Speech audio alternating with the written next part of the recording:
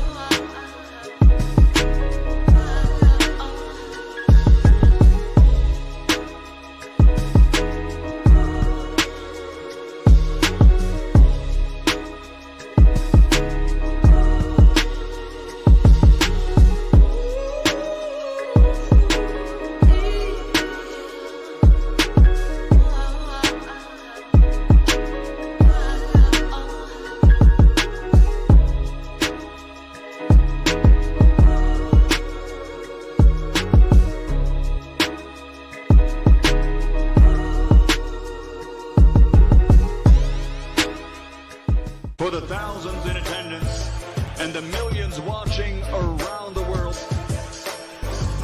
ladies and gentlemen,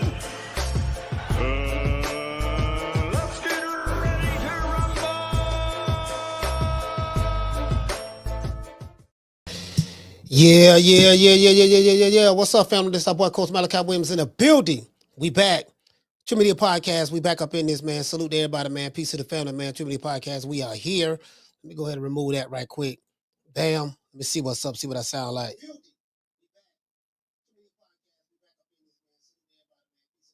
All right, sound pretty good. But you know, I switched microphones today. I got the Rodecaster mic on, so you know what it is. It is what it is, man.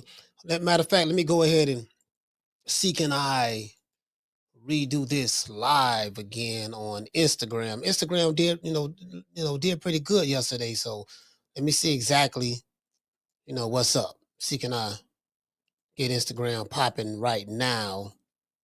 They're gonna give me a stream key. Get the stream key right quick. See can I do it like that there. Bam, hit paste. I'm gonna see what's up. See what allow me to do it. If it allow me to do it, then we might be Gucci. We're gonna see what's up. Shout out to everybody in the chat, man. Happy Friday. Today is Friday, Tenderoni Fridays to be exact. Tenderoni Fridays to be exact. Tenderonis, PYTs, and the honey dips. We try to, we try to do over here. We try to get the jitterbugs. We try to put the jitterbugs up on game. You get what I'm saying? And I came up in the era. To where they sung songs to women, and the romantic. I came up in the kind of like the romantic era. Now it's, boy, it got to be rough. Boy, it got to be rough being a woman. It got to be rough being a young woman in today's time, boy. God dang, boy. The quality of men, that came up in my era, and I'm not saying that. And then, of course, before me, there was a little bit more romantic and stuff like that. I'm not a romantic myself, but I'm saying, the quality of men, it just seemed like as time go by, the quality get worse. True. Men and women, like, man, listen, you could tell what type of agendas, what type of agendas they pushing. Boy, they be pushing some crazy agendas, boy. Like, God damn. Everybody, everybody a goon, everybody a gangbang, everybody a shooter, everybody a hitter, everybody a thought, everybody a 304, everybody, you get what I'm saying? Like all the stuff. Shout out to Hollywood Leon. All the stuff that you used to be like, keeping the closet, don't really, shine too much on. Stuff that you shouldn't be proud of. But niggas always find something to be proud of. Some of the dumbest shit. Yeah, nigga, what happened? Man, nigga, I did 25 years. I did 10 on my head like it wasn't nothing. And I'm like, man, I'm sitting back thinking, right? I said, what's wrong with just being a productive person in society and not going to jail and just taking care of your family and being home every night? What's wrong with that? Oh, man, anybody here with all that soft ass stuff? That's soft.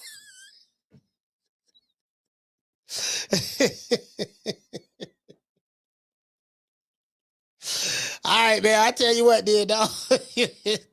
I tell you what, dog. Go ahead and all you get what I'm saying? It's like all the dumb shit being promoted that they're trying to force down society throat to accept and praise.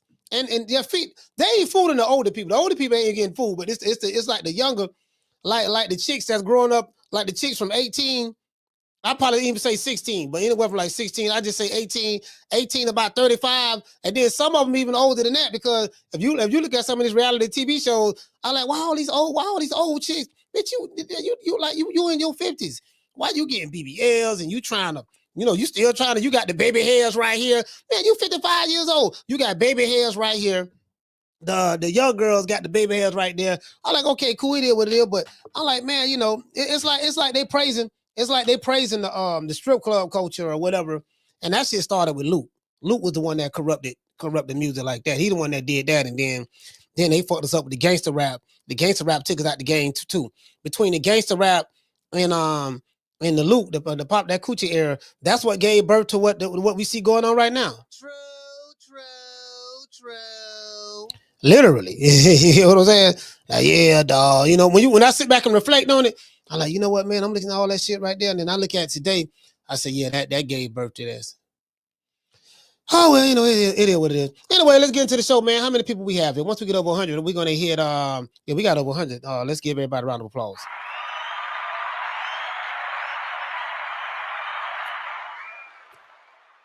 You get what I'm saying? The real, I mean, the stuff that we supposed to be praising. hey, all jokes aside, this is a true story. Then we're gonna get into the show. In my neighborhood, we used to praise dudes for getting out of jail. Man, listen, man. Hey, man. G just got out of jail. G got out of jail. Yeah, man, for real. Yeah, he just came back from up that road, boy.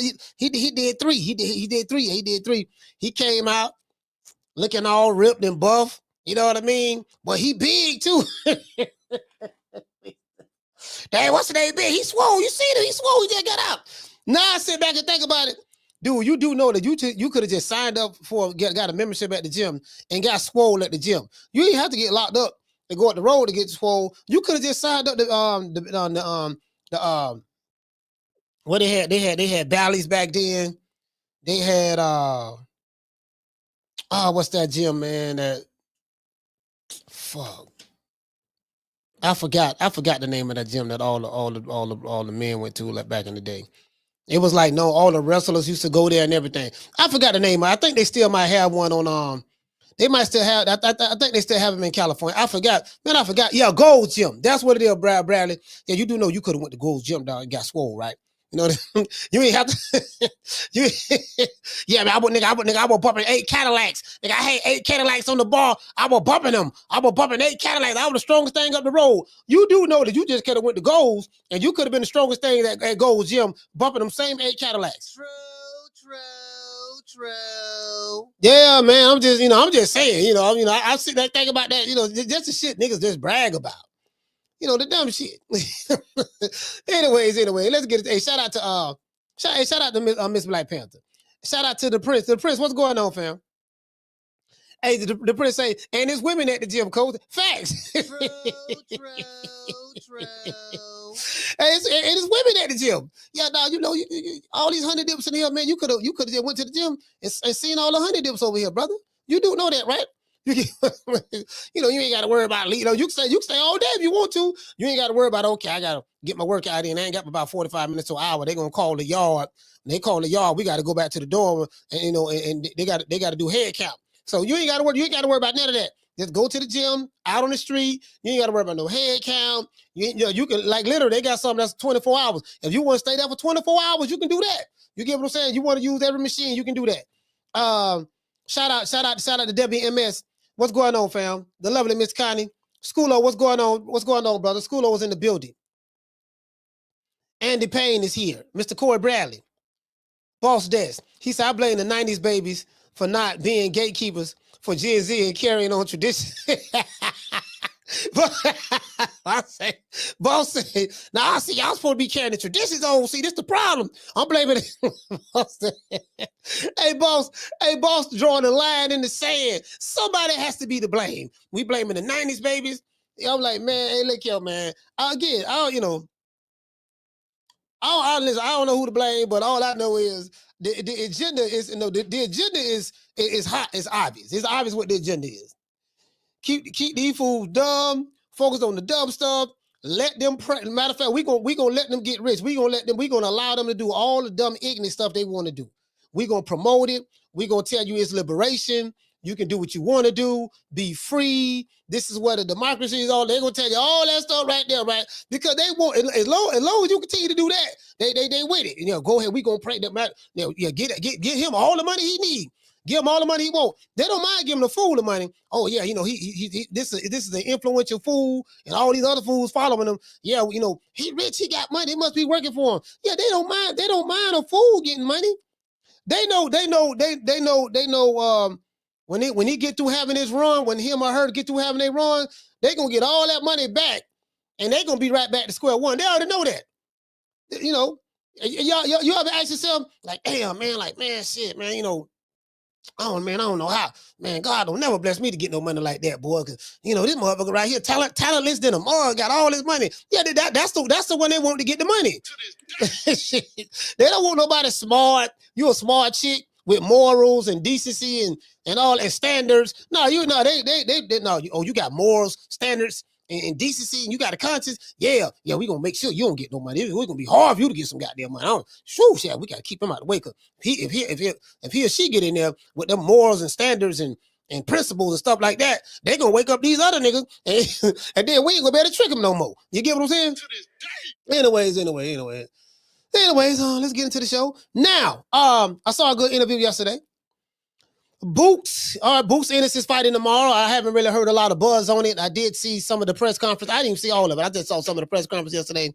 And this is not a big fight per se from a big name standpoint. Don't nobody know who the hell Eimantas Stanionis is. I'm just being honest with you. And when I go to the barbershop tomorrow, I can promise you ain't nobody in the barbershop. To see that be the litmus test for me.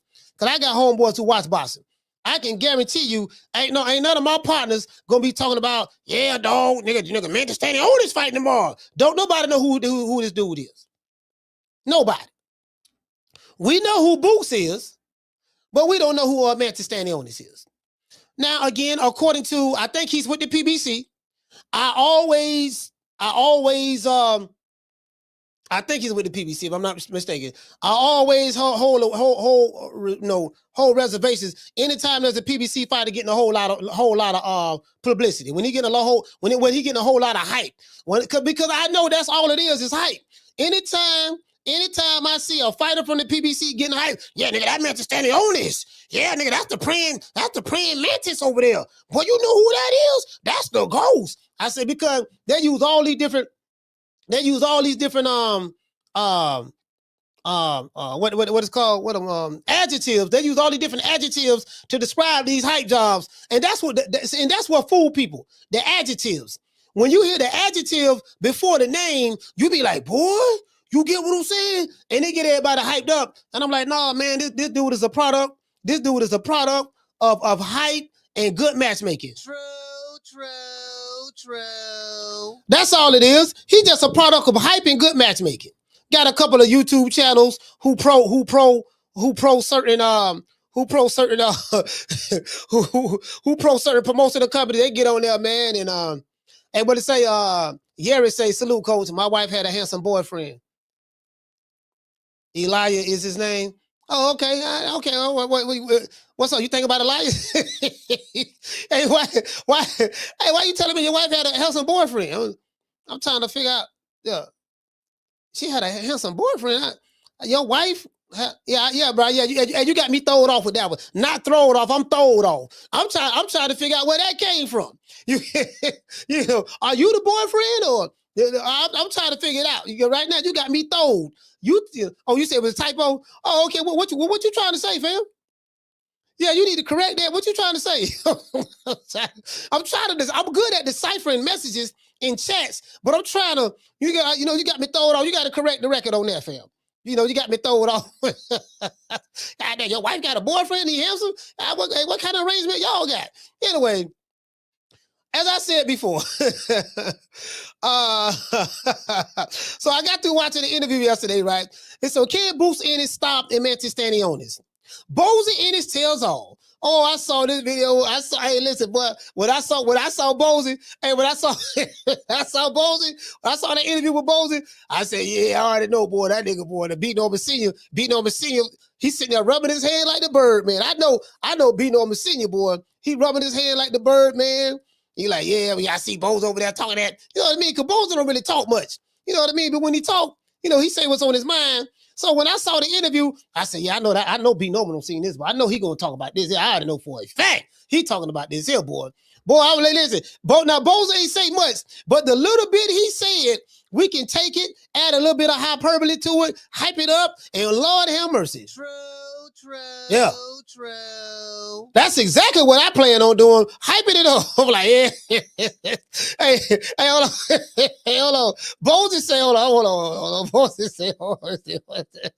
Hey, Bozy. And I got there, Bozy, boy. I said, goddamn Bozy, boy. Bozy, was Bozy sneak dissing? I don't know what it was. I think he was dissing directly. Now, I am the #1 contender. I'm tired of James the Poodle, Grim Reaper, whatever you want to call himself, ducking me. All right, I'm tired of man driving around town and eight Rolls Royces. He ain't fought nobody. I'm still in a broham. All right, nigga, still in there. There go Bozy right there now. There you go.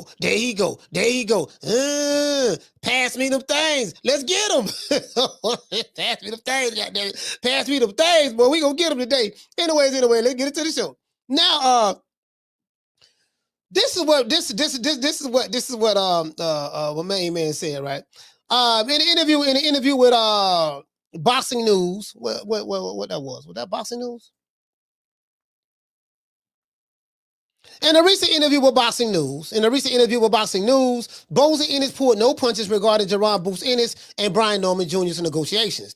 When asked about Brian Norman Jr.'s comment about Team Boots sending him a serious offer, this is what Bozy had to say. He said, what do you mean by serious offer? I'm going to play the receipt. I ain't making this up.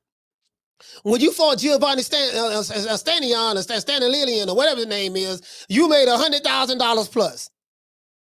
Eddie offered you first $750,000, which is 6 times more than what you made at one time. Then Eddie came back and offered you $1.5 million. Then Eddie offered you $1.7 million at another time. He say, so that's not enough money? This is what Bozy Ennis said. True. And then Bozy Ennis said this here. Nobody knows who Brian Norman Jr. is.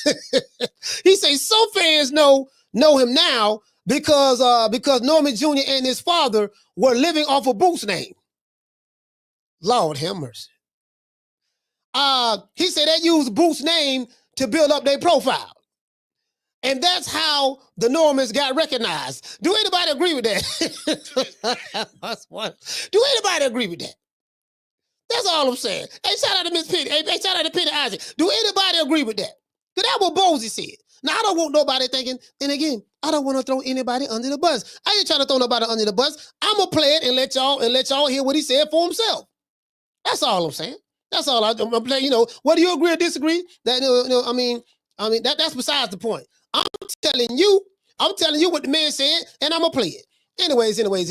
He said, even now, people don't know who he is. But we would love that fight. He said we'll love to fight him. This is what Bozy Ennis said. He said we don't talk like what he say? He said we don't talk like they're tough and running their mouth. He said we don't talk like them. They talking like they tough and running their mouth. You get what I'm saying? But this ball been taking the easy matches. I ain't another ball. This is what Bozy said. Bozy also said his father knows the truth. He know about what happened in the gym. He knows what happened. If you want to fight us, we can fight. If you want to unify the titles, you will have to go through us. End quote. Bozy explained the sparring situation, as it relates to how many rounds they win and all that stuff there. Boots and Norman Jr. were supposed to spar so many rounds. This is what Bozy was saying. He said they were supposed to spar so many rounds, and all that stuff there. And then it was the discrepancy about how many, what happened in sparring and all that stuff there. I don't know. It's another spar story to me. You know what I mean? If you heard one spar story, you heard them all. You know what I mean? Yeah, nigga, I'm tired of telling you, boy. Nigga, I just like Ellie sucker nigga nutsack was saying that Tank was knocking out heavyweights in sparring. Hey guys, this is Ellie sucker nigga nutsack reporting. Yeah, Tank. Yeah, Tank, how you doing, buddy? Yeah, Tank knocked out a heavyweight. I swear, this guy was like 6'7", 280 pounds, and Tank hit him one time, and Tank knocked him out. He first broke him down to the body with the left, and when the guy bent over, he hit him in the head with an uppercut, and it was over with. I'm telling you, I've never seen anything like that. Okay, so Tank knocking out heavyweights. Yeah, that's exactly what I'm saying. So can you please explain to me why is he fighting 140-pound dudes at catch weights and pulling up little dudes to fight him at 135? True. With rehydration clauses? Oh, well, I don't have any explanation for that. You know why you ain't got no explanation for that? Why? Because you capping. But this bum is taking the easy matches. Fight another bum. What 135 pounder knocking out heavyweights? Nigga, please. Anyways. Regardless of Menty Stanionis, because they fighting tomorrow. I have Boots winning via TKO stoppage against this guy. Stanionis hasn't fought. He's only fought one time since 2022. One time. He had a fight in 2022. Then I think he had another fight, and he didn't even fight 2023. He on that PBC diet. You know how they do over there at the PBC. If you want to kill your career and not be active, just go sign with the PBC. You ain't gonna get no fights now. Now, unless your name Tank Davis, now Tank gonna get. And shit, Tank only fought one time last year, so I'm like, man, I don't even know what's up. Well, you know what? Now this gonna be his second time fighting this year. He just had he fought Lamont Roach. That was this year, right? Yeah, that was this year. So yeah, so Tank gonna get two. Tank gonna get two under the belt. Boy, if your name ain't Tank Davis, good luck trying to fight on the regular. Now, they say the praying now. What they got to do now? They got to get David Benavidez, the Mexican monster, going. Then they got what other dude named the tall Lincoln motherfucker from Florida, from Palm Beach, Fundora. They got Fundora. So they got to try to that's their 3 stars right there. They got Tank. He the lead star. David Benavidez. I guess he's the star up under him, and Fundora's the star up under him, and that's about all they got. True.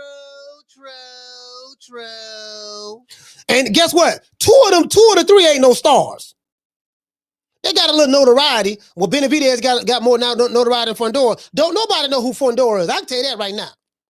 I go to any barbershop on the planet. They like, you know what, man? Who the dude? Y'all know who the dude is? He look familiar. Oh, that's the tall Lincoln motherfucker Jamel talking about. Yeah. You get what I'm saying? Like, that's what tripped me out. When Scampson lied and say, yeah, why should we fight Terrence Crawford? We know when we can fight, we talking about Fundora, Crawford moved up to 154, because Crawford tried to go at Fundora first. And they avoided him. Well, I don't want to say they, I think Scampson did. Scampson said that Fundora nose was broke from the Tim Tszyu fight, and he won't be back until 6 months later. You know what I'm saying? And then Fundora, when they did 6 months later they did an interview with Fundora. Fundora said, "No, man, wasn't that wrong my nose? Who said that?" So this is why you always hear Scampson to say something, and then his fighters to say something totally different. Ain't nobody on board, because he control those dudes. You get what I'm saying? He control them that's why I say a lot of people that I declared put the duck label on. I'm like, you know what, man? It's a good chance. Neither one of these fighters was ducking. It's just the people who they have on their team, like Scampson. Like Scampson sit there and lie. He don't told Ever Del Santo, man, dog, they lowballing you, dog. They offer you for $200,000. When they come to find out, we found out that he was lying. Ever Del Santo was offered $400,000. Now, some people in the chat may be like, oh, man, them crumbs, that's peanuts. Well, if it's peanuts, how come Al Heyman ain't paying him $1 million? How come Scampson ain't paying this boy $1 million? Ever Del Santos don't make that much money like that. Well, he make more money than the average, worker, but, he ain't making no money like that. Who you think he is, Tank Davis? And is Tank getting paid? It's Tank, and then it's the rest, and then it's everybody else up under Tank. Get in where you fit in. Tank, I'm talking about the PBC. It's Tank, And then there's everybody else. Because we know Jamal Charlo ain't fighting no more. We ain't seen Jamel since 1972. Errol Spence, we don't know what's going on with Spence. So you got the praying mantis. He ain't got no following. So when doggone Scarson went to hollering about, yeah, man, we going to fight Spence at Dallas Stadium and have 90,000 people come out. We could do 90,000. How you gonna do 90,000, sir? When Spence never did 90,000, even when he fought Mikey Garcia, that's one. He didn't do it when he fought Doggo. Now he did better when he fought Mikey Garcia from a number standpoint, live gate, in Dallas Stadium. Okay, so and your fight ain't got no fans. Who running around boxing or outside of boxing with Sebastian Fendora's shirts on, and again, he's from Florida. He a Florida boy. But just because he's from my state, don't mean I'm a cap for him. Don't nobody know this dude? I'm just saying, in the grand, don't nobody, a few YouTube channels know him, and pro PBC dudes know him and all that stuff there, but his name don't move the needle. Sebastian Fendora has a fight coming up this weekend. Ain't nobody like, man, what you finna do? Man, I'm finna go to this Sebastian Fendora fight. You get what I'm saying? So they try to hype him up. We know what it is. Man, Boots gonna beat the brakes off this boy. I'm telling you, this ain't, man, but this might be one of the easiest fights Boots ever had. Now, regarding the mental Stanionis, I have Boots winning, as I said before, via TKO stoppage. Stanionis hasn't fought, he only fought one time since 2022. He's an inactive, and stylistically, he's tailor-made for Boots. He's a pressure fighter. He's going to come forward. He's going to be on the line. Bob and weave game ain't good. His slipping, countering, and rolling ain't good. He just pressure fighter, swarm you with punches. That ain't going to work against Boots. Telling you. Hey, you might see Boots doing that Matrix stuff. With the Matrix, y'all know when Boots be doing the slow motion stuff. Y'all might see Boots on styling on this dude just like that. To this day. I said he gonna make it do. Cause I'm saying I'm saying to me, a Mantis Stanionis is. I don't want to say the man a hype job, but if they hyping him up, if y'all want to hype him up, I'm telling you, the boy ain't what y'all think he is. He ain't what y'all think he is. I'm telling you. If Boots struggle with this dude, then I'm gonna have to look at him and be like, man, goddamn. I think Boots gonna get up for this fight. He gonna get up for this fight because this is an opportunity for him to unify the division. So this is the unification match. If he, well, I ain't gonna say if he beats Amanda Stanionis, when he beats Amanda Stanionis, and he gonna be the IBF champ, which he already is, and he's gonna be the WBA champ. So Thanos gonna have two of the Infinity Stones. There's only two more that's out there. Good luck getting Mario. I'm gonna tell you something. And when Boots beat the Manchester Stanionis, he gonna catch hell trying to get doggone Mario Barrios. They're not gonna be breaking in there to try to give they're not gonna be breaking in there to try to get Mario Barrios to fight Boots. Man, shit, we don't lost one belt. We don't lost WBA already. God damn, dog. Shit. Well, we got Mario Barrios. Do whatever we gotta do to protect him. Use all the duck language in the dictionary. Check this out. They got a dictionary for ducks. They got a dictionary called the Book of Ducking, right? And in this dictionary, we listen, we're gonna use every word in the duck dictionary. Oh man, he don't bring nothing to the table. All right. It's about putting butts in seats. Oh man, this man ain't no draw. Don't nobody really know who he is. Oh man, we got other options.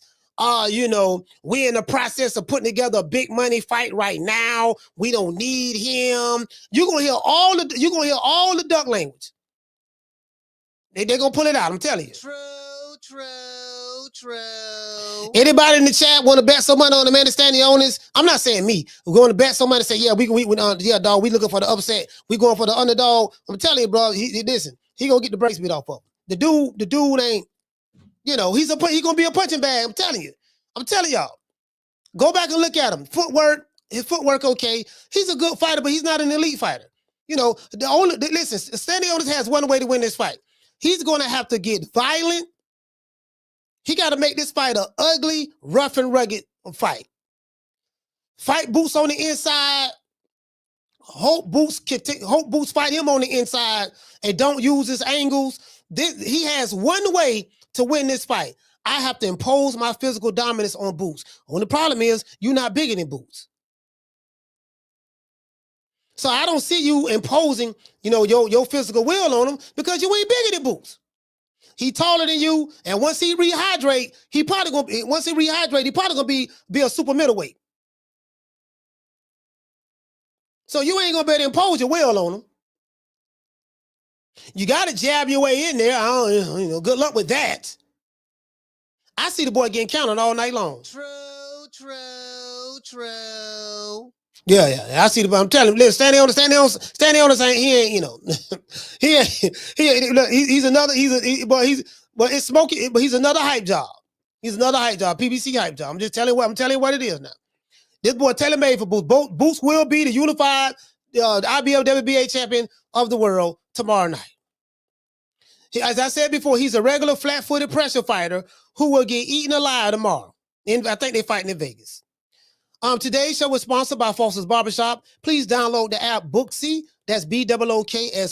Download the app and search for Foster's Barbershop to book an appointment. Let's give everybody in the chat a round of applause.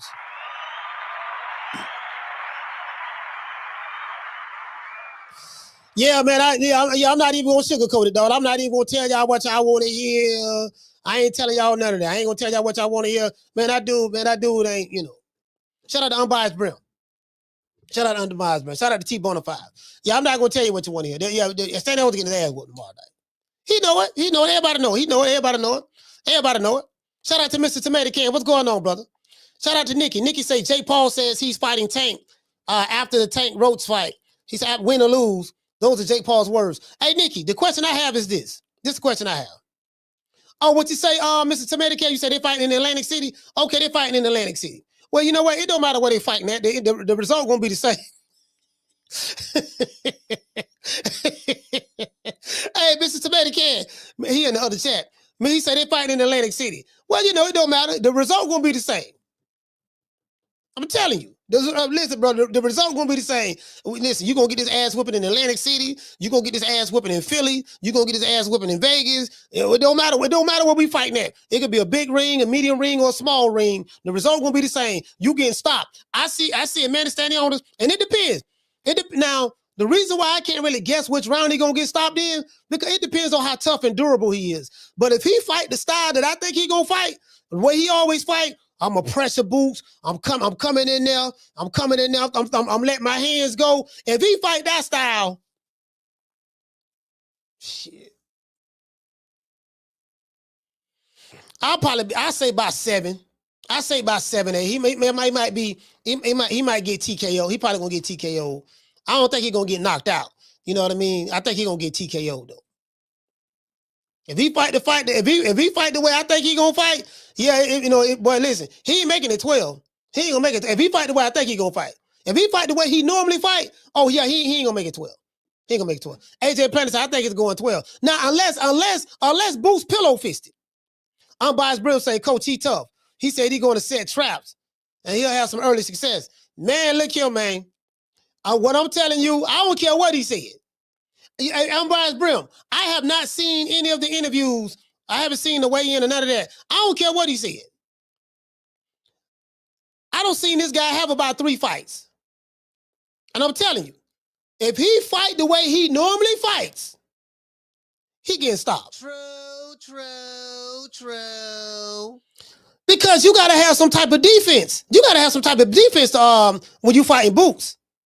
You gotta have some type of defense, fam. And that dude ain't defensively sound. What did say, Tila? She said, "Oh, Coach, we can get an upset like Roach." Yeah, but I ain't telling you. He don't have the defensive prowess that Roach have. How he gonna set traps? We gonna try to set traps on the front foot. Listen, we going live for the fight. Sonny Augustine, he say Boots look weight drained, Coach. Boots look weight drained his last fight. His last couple of fights, he look weight drained. You get what I mean? He'll be all right. Once he rehydrate, he gonna be fine. I can promise you that. True. A man is Stanionis haven't fought since 2023, fam. He's an inactive fighter. He's inactive. This man been out of the ring for almost 2 years. Yeah, man. I ain't shit. Yeah, you know what I mean? It is what it is. Anyway, before we get into the show, we got to say all praise due to the Most High, the Most Exalted, the greatest human being on the planet Earth. And I say that sarcastically because we do not know where Al him and that dog. I'm finna call Al. I think, listen, I'm going to keep saying this on this show. I think there's 3 white men that's with the PBC. I think they have physically done bodily harm to Al Heyman. Nobody know where he's at. I don't know if Sam Watson is in on it because he's the only brother that I see. Tom Brown, Scampson Liowitz, and doggone Louis DeCubas. So for some reason, I don't know what it is because we can't listen. We don't nobody know where Al at. Terrence Crawford said when he made the deal, when his team made the deal with Spence when they fought, he said he didn't even see Al Heyman. He never met him. Canelo ain't meet Al Heyman. Want to know how I know? He ain't got a picture with him. Heyman don't take pictures, Coach. Man, damn that. Canelo got pictures. Everywhere Canelo went at and fought at, every promotion company he fought for, he had pictures with everybody who owns those promotion companies he fought for. You get what I'm saying? So you get what I'm saying? So I'm just, man, I'm gonna pull this dude up. You know what I mean? Shout out to M. Cole. What did he say? Al Heyman is in the state. He been dead. I think he might be dead for real, bro. I remember this last fight that Manchester Stanionis had. He fought this one dude. Hey, what year that was? Hold on. What year that was he fought this dude? He fought this one dude. I mean, this dude was like 6-0. He struggled with him. Let me see. What year that was? Was that 2023? What year that was? Let me see.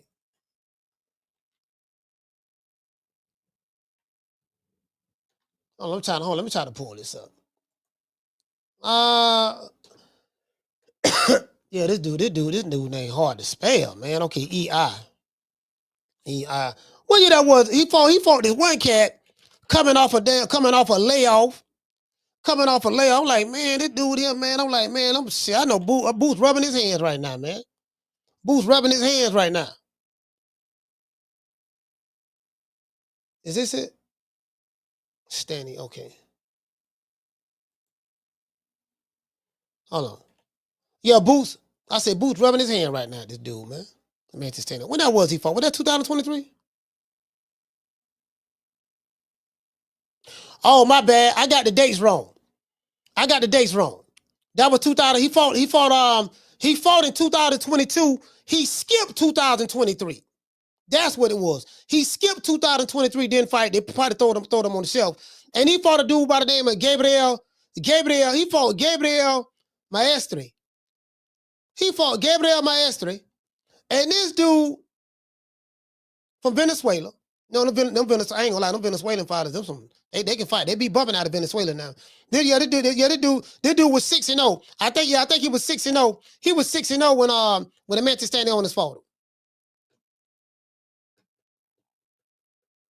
You get what I'm saying? He was 6-0. I thought that was 2023, but that's 2024. Yeah, man. And I'm gonna tell you something. And if Boots is what they say he is, they say he the second coming of Roy Jones and all that stuff there. Stanionis don't have a chance. I'm not impressed with him.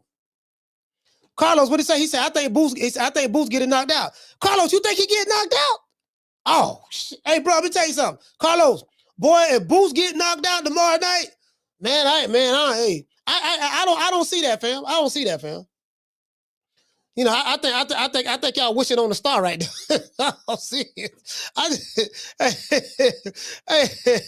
don't see it, bro. I'm trying to tell you, man, this dude fool, man. Listen, after tomorrow night, the police, they fighting in Atlantic, the Mr. Tomato Can said they fighting in Atlantic City.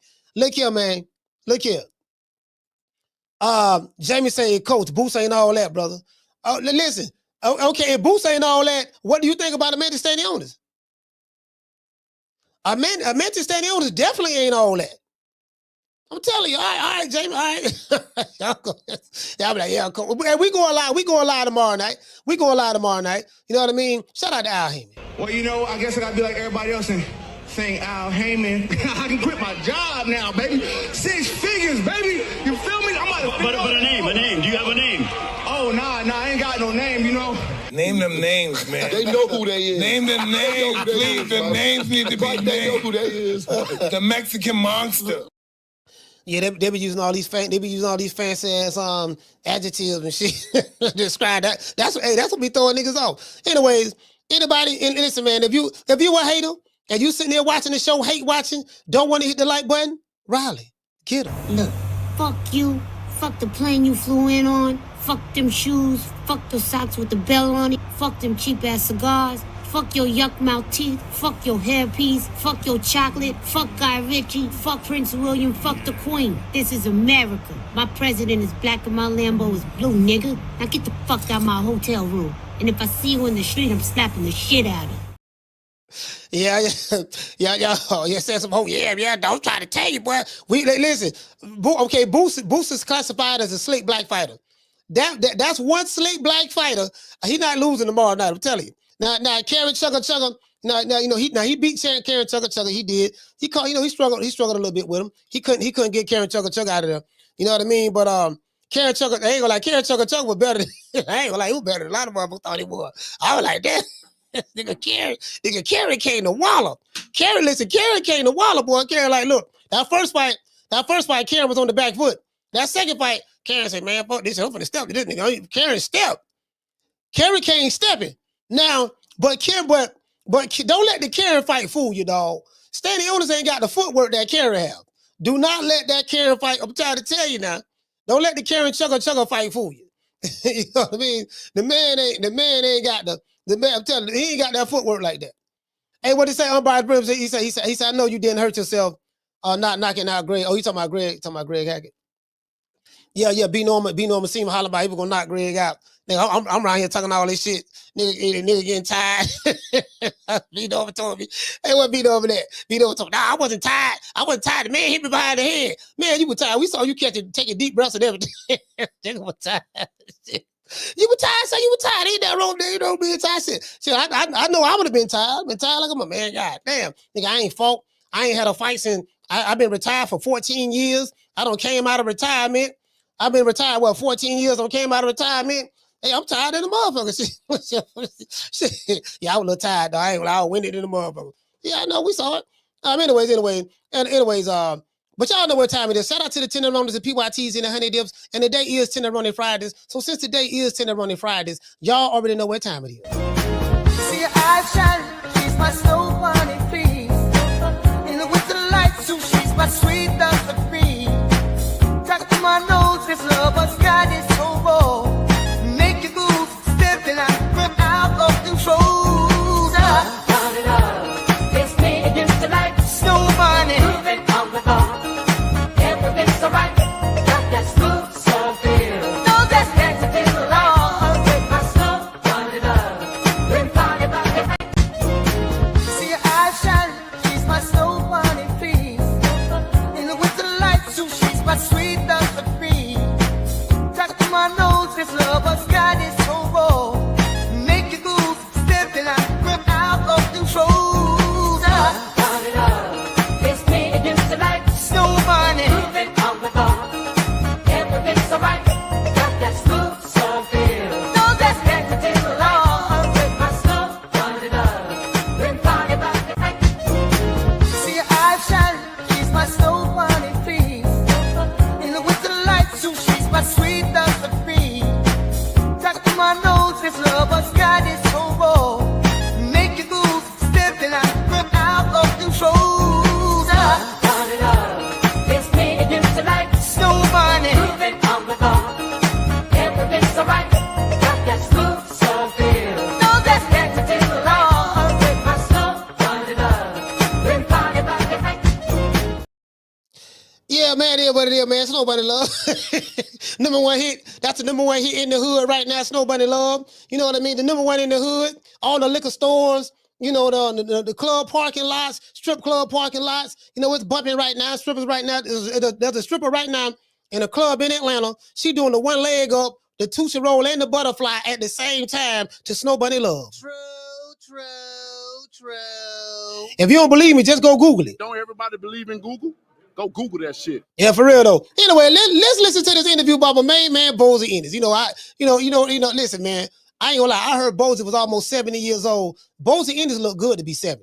No diddy. I mean, for him to be 70 years old, The brother look like he's in really, really good shape, man, and taking really good care of himself. Oh, but before we hear the interview, let me go ahead and check out the super chat. Shout out to Mr. G4L, my brother. Shout out to G4L. He's gifted 10 people memberships. Let's give G4L a round of applause.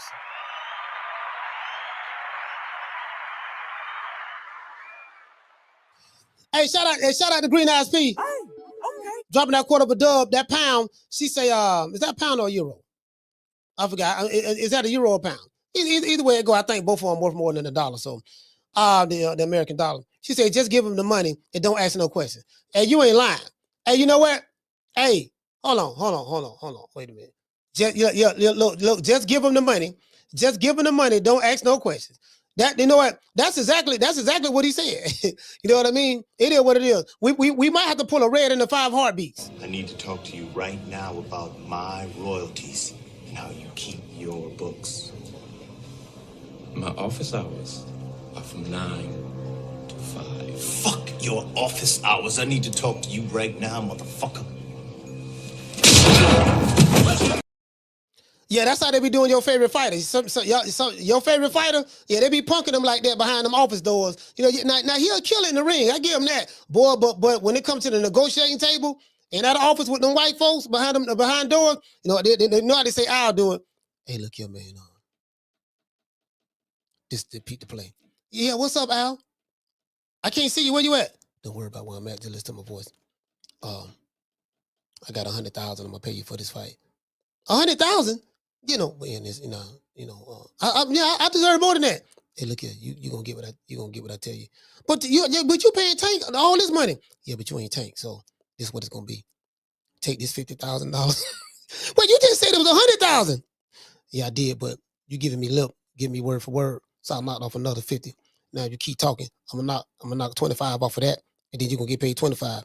I got a contract between me and you to say you do what I tell you to do. So shut your bitch ass up. And what you gonna do? You gonna work with Louis the Cougars. You gonna work with Scampson. And you gonna work with Tom Brown. Well, hold on. I'm black. Hold on, Al. I'm black. Why I gotta go through the white folks? Because I say so. True. Anyways. Let's go ahead. Let's go ahead and hear this interview. I want y'all to hear this. Let me know if y'all can hear it. Obviously, I do have to ask. I know it's one fight at a time, but Saturday's success. I do not own the rights to this material. It's for education purposes only. I do not. Let me see. Okay, y'all can hear it. Y'all, I do not own the rights to this material. It's for education purposes only. Talk to him, Bozy. Talk to him. But undisputed, the road towards undisputed, though. Brian Norman Jr. recently fought. He said in his post-fight interview that he wants Eddie, he wants you guys to make him a better offer. He wasn't happy with, yeah. But listen, what you mean serious offer? No, I'm just saying. What do you mean serious offer when you fought Centennial? What, you got 100-something thousand for that fight?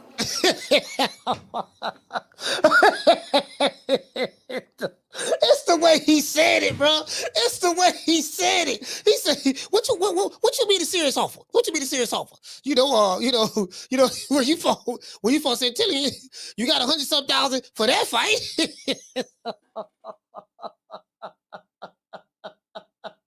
It's the shade for me. True.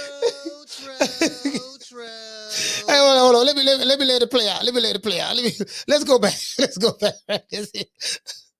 go. Towards undisputed, though.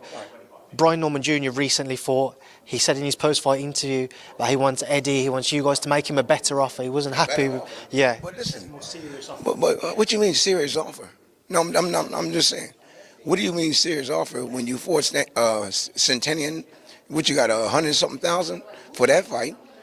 And Eddie offered him, what, 750 at one time. Then Eddie offered him 1.5 at one time and 1.7 at another time.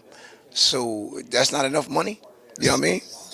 You know, but nobody even know him. They know him now because he was him and his father living off of Boots. Throwing Boots' name up, that's why they got recognized.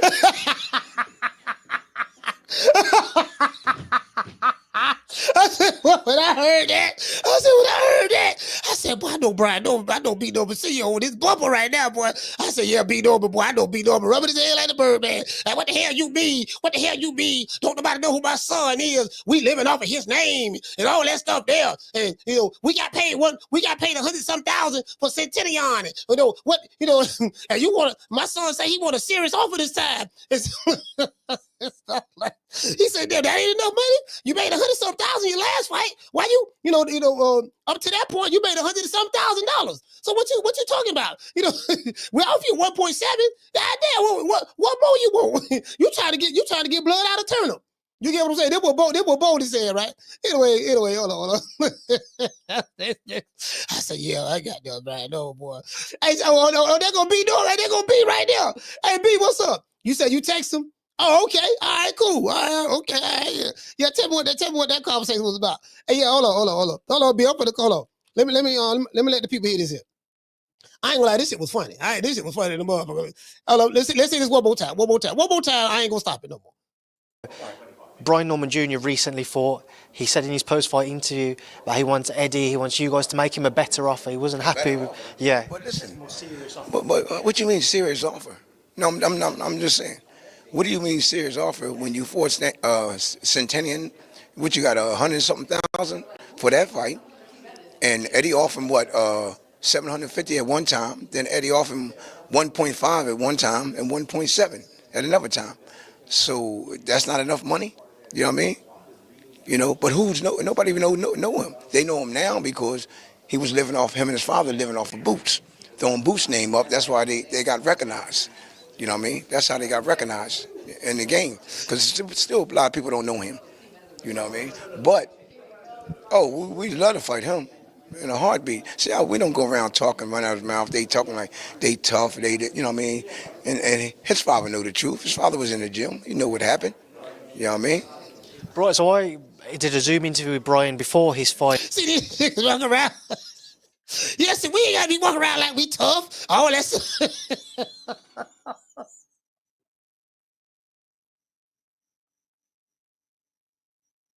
when I saw this shit, I swear to God, dog. When I saw this here, I was looking at the video and I had a picture, I had an image of B Norman Senior in my head. I said, "Boy, I got an image of B Norman in my mind, and I'm looking at Bozy. I say, this nigga snapping.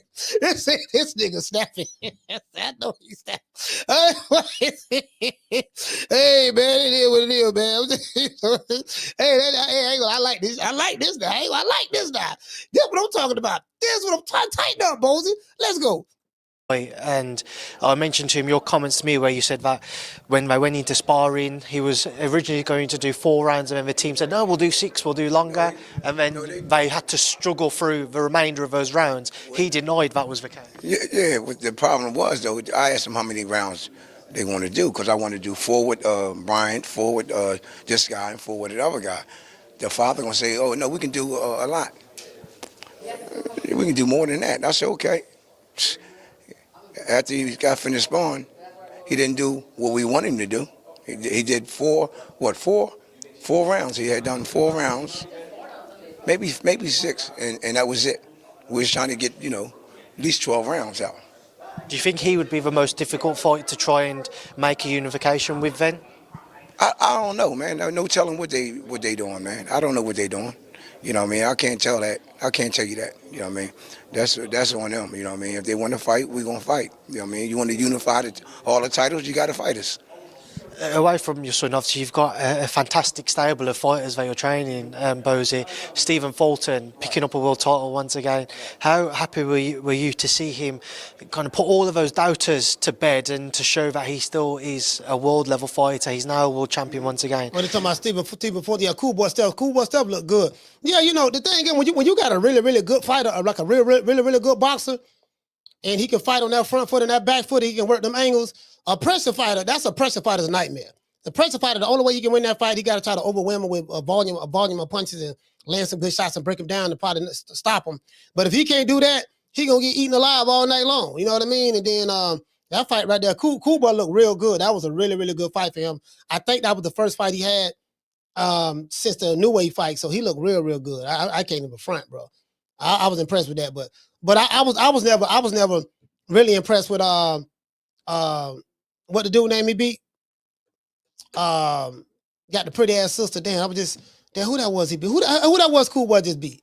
Brandon Figueroa. Yeah, he just regular old, he squared up, coming forward, leaning with his head. He'll shoot a jab out there, squared up. Bro, like that's the worst style you can do against a boxer. Squared up, coming forward, leading with your head, and then you're a taller fighter, but you're crouching down to try to get close to the guy so you can overwhelm him with punches. Man. True. Hey, let me get ready to drop that. But listen, that's the worst thing you can do. Boy, that's the worst thing you can do, boy. I'm trying to tell you, boy. Get out my face. Don't need nothing you got no more. Don't need no hair been messing up my corner. You better get the bad look off your face before I knock it off. Yeah, that's the worst thing you can do, man. I'm like, man, this dude got great footwork. You ain't got no good footwork. You got one way to skin the knife. You got one way to skin the cat with a butter knife, and that's it. You bring that butter knife to war every time you fight. Yeah, man, you ain't. Anyways, I'm finna get listen, man. I'm finna get ready to drop these phone lines. Y'all call. I want you to call me. Phone lines over, man. 530-494-9636. You want to talk some shit? Call me. Start some shit, bitch. Sup, fool? You gonna talk shit about me, homie? Where you from? Hundreds of niggas is waiting for your motherfucking call, and they all talking shit about you right now. Call the coach at 530-494-9636. We waiting on your bitch ass. Hold on. We got a call. Hold on. Wait a minute. Hold on. Let me see what's up. Y'all bear with me one moment.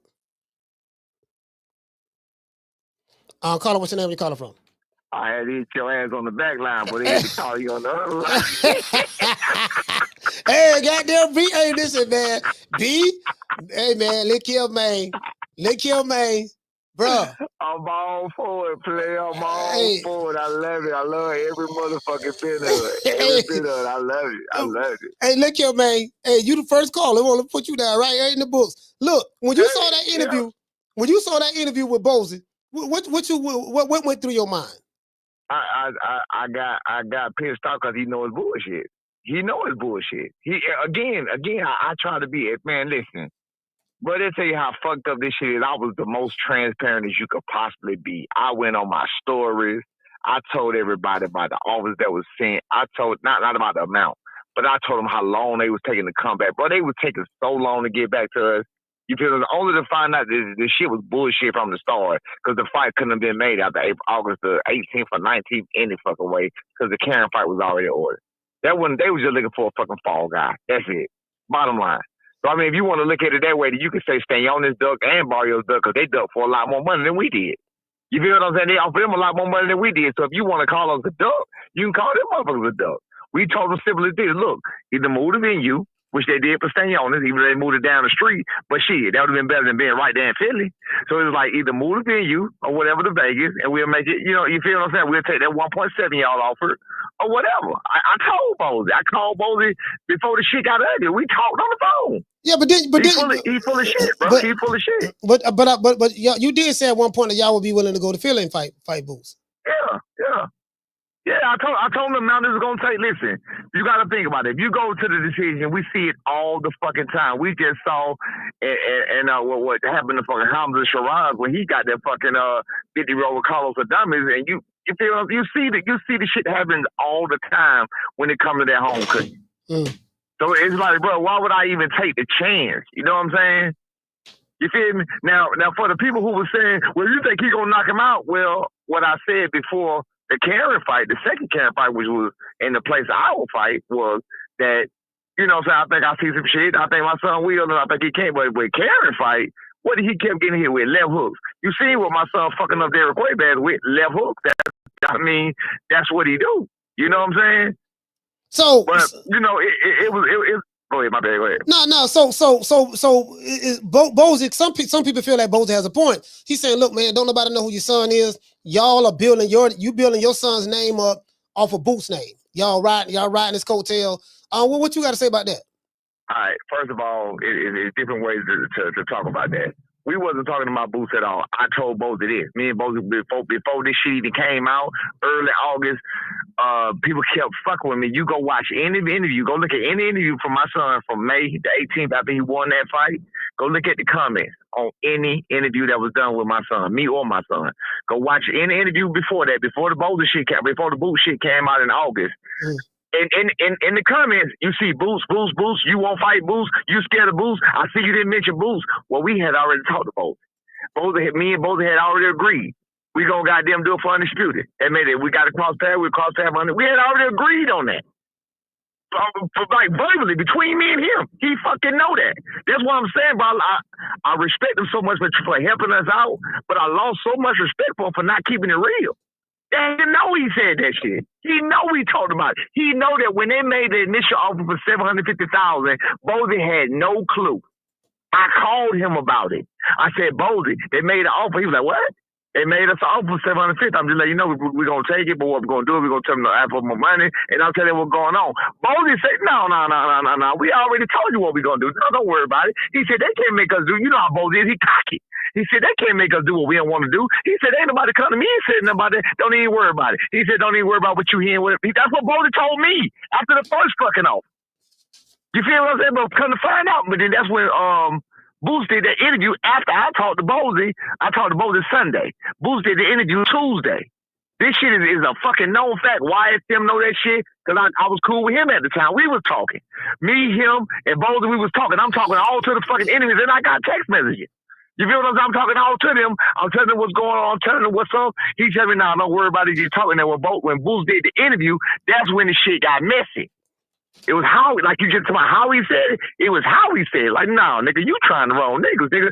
You know what I'm saying? We from where, motherfucker, we finna get that action. You don't tell me we turn shit now. You want smoke, nigga. Let's get that smoke. That's it.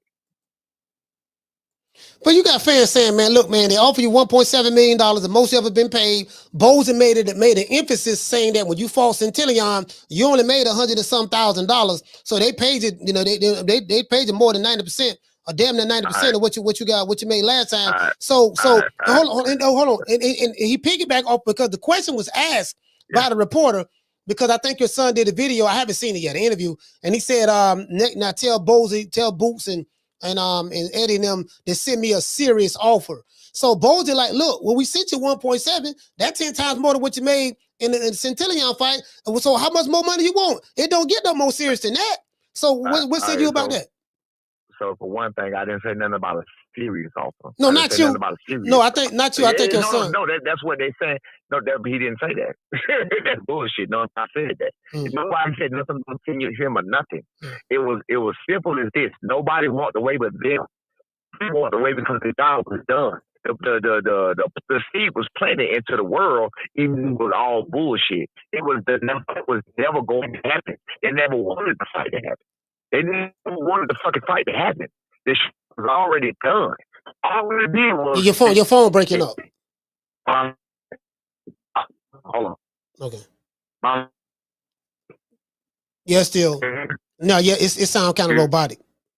All right, can you hear me now? Yeah, I can hear you good now. All right. So they what I was saying was with the 750, like I said, when they 750, we sent back something else. I don't know because I wasn't the one sending the offers. But you know, it was talks between the teams. We sent back what we sent back, and they sent back what they sent back. We say, you know what, now it's getting heated at this time. So we said, you know what, we came down $600,000. We came down $600,000. Here's another one. Then they came back with the last one, and then we was like, we want this. We came down again, like 200 more. And that's when that's when Eddie started his bullshit. It was bullshit. It's called negotiation. It's called negotiation. You feel what I'm saying? It ain't about turning down or nothing else. It's about negotiating your best deal. Negotiating the best deal you can get. If you sitting there fighting a person, if you find the best welterweight fight they can actually fight, right? That can happen. And you're fighting for X amount of money. And that amount of money, you don't approve of it. That's the best fight that can happen in the foreseeable future. There ain't even nobody coming up that's even bigger than that fight that can happen. Then you pretty much just maximize yourself out. So when you got to fight, see, people don't fucking use their brain. So if you do that and you go to Top Rank or whoever else, then they're going to say, well, here, you fought such and such. Just like you just said about the Santillan thing. You fought such and such for $100,000. That was us betting on ourselves. Going to fight Santillan in his hometown, that was the one where we said if we beat him, we become the WO champion, then we hold some cards. That was that moment. So now we got cards, and that's what that was about. So you got other people saying now, well, if you beat Boots, you the man. No, nigga, we already did that. We already graduated. We already got a title. We already got a strap. You feel what I'm saying? We already made that play. We already did that play, went to the man hometown, did what we had to do, defeated him. Now we hold some goddamn, now we hold a little, now we hold what he wants. Come get it. So it was simple. That shit ain't hard. So see what you just said? Yeah. Now this the pushback on that. If you was willing to go to Centillion's hometown and beat him in front of his crowd, why you wasn't willing to go to Philly and beat Boots in his hometown like you did Centillion? Okay, so we was willing to go there, but you're going to pay us. I just told you, but it goes back to the money part. You're going to pay us. You understand what I'm saying? My son was in a fucked up position when it came to, after the Quentin Rounder fight, which he won off 10 fucking rounds, and the Boca Chica fight where he had just got dropped or whatever. So he was in a bad situation, in a bad place at that time anyway. So the $100,000, it was even, we first of all, it was more than $100,000. That's first of all. Let's be clear. All that shit, they don't know what the fuck going on. So he made over $100,000 for that fight. So for that money that we took, that was us betting on ourselves. We got in the position. Right now, even past, watch this, let's take it back. Even past the pushback, right now to this day, that was a great decision because now today, that fight is bigger than it was in September. I agree. I agree with that. All right. I agree with that. Yeah. So whoever that don't disagree, kiss my foot. You don't know what you're talking about. You feel what I'm saying? We already did it in 8 minutes. It took 8 minutes. In 8 minutes, my son his next fight is $1 million, no matter what, no matter who the fuck is against. It's $8 million. It's $1 million. You feel what I'm saying? Don't worry about it. You feel me? His next fight, we're going to get a meal. Believe that. So in 8 minutes. So we held out, fuck what the crowd said, fuck what the people were saying or whatever else. We held out, we did what we did. In 8 minutes worth of work, now he just put himself back in position for that $1 million that y'all said we wasn't going to get. You feel like it's chess, not checkers. It's simple as that. It's simple. This shit ain't hard. We already winning. Already winning. So this is the thing. I don't know how you had this fight going tomorrow night. I could be surprised, stuff in boxing happens. Me personally, I think Eimantas Stanionis style is tailor made for Boots. I think Boots gonna have a field day on him myself. Once Boots beat Eimantas Stanionis, let's say if he beat him, he's going to be a unified champion. So he's going to have more leverage than you guys. So you're going to have to either get a big money fight, which I think you got the guy from Japan. What's his name? Sasaki. You got him over there. Now, I don't know how y'all gonna get Mario Barrios in the ring. I'm telling you. Because Eimantas Stanionis is a PBC fighter, if I'm not mistaken. He's on that side of the fence. He's on that side. I think Samson is his promoter, if I'm not mistaken. But he's on that side. So if he got 2 belts, you got 1 belt, he gonna have, he's already the bigger name. There's a perception that don't nobody know who your son is. You guys are attached to Boots' name, and then Bozy is saying in the interview that y'all are billing y'all name off of his name, something that he was being accused of doing with Terrence Crawford. Exactly. You get what I'm saying? Right. So he's gonna have more leverage. So what's the plan? What's the plan? I got you. Two things about what you said, because 2 things I gotta keep it together, because I tend to goddamn veer off to the fucking left. 2 things. One, what you just said about the money thing. All you got to do when it comes to getting that money, especially in this game, is keep winning. We just did what we had to do. So again, like I just told you, if you talking about prior past negotiations, we're in a better position. My son's hand is healthy but no matter reason, the fight would not have happened on November the 8th because the fight could happen with Quaybaz on November the 9th. The 9th, because the fight could happen with Quaybaz on the 8th for a reason. You understand? So either way it goes, no matter what the fight was, going to happen. You know what I'm saying? So now we're in a better position. My son's hand's good. He's had the test. He tested his hand. He's proven his hand is good. He came out. He had a stellar performance. He stopped the motherfucker, never been stopped. You know what I'm saying? 19 knockouts, whatever else, or whatever you want to call it, in the 3rd round. So that got more eyes on it. He got the people talking about it. He got the people saying the two best welterweights, not just this Stanionis and this bullshit what they say, because Stanionis ain't fought in fucking 2 years other than before he fought the guy with 6 fights, the last fight. Like, this shit is crazy when it comes to shit like that. He had a 2-year layoff, and then he fought last year. Right. So that's just the dumbest shit in the world. It's all about, like you just said about the PBC, it's all about what the fanboys see. You got to remember where these cards came from. All of these cards, that was a Canelo undercard. Stanionis fought Gabriel Maestre on Canelo undercard. That card got a lot of eyes on it.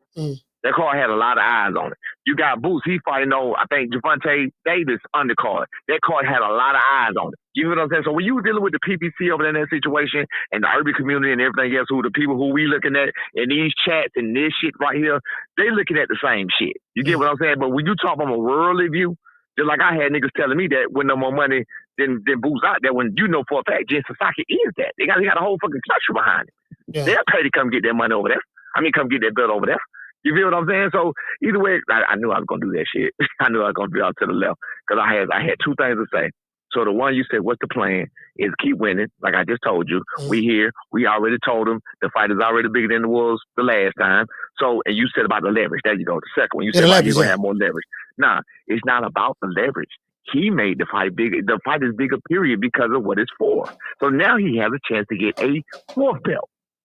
Now he has a chance to get the 4th belt. Guess who holds the fucking 4th belt? 2 people. One of them ain't gonna fucking fight. And Brian Norman Jr. So he don't hold no fucking leverage. Still, if you want what you want, let's get that work. And we talking about what we was talking about, but we already gave it to him.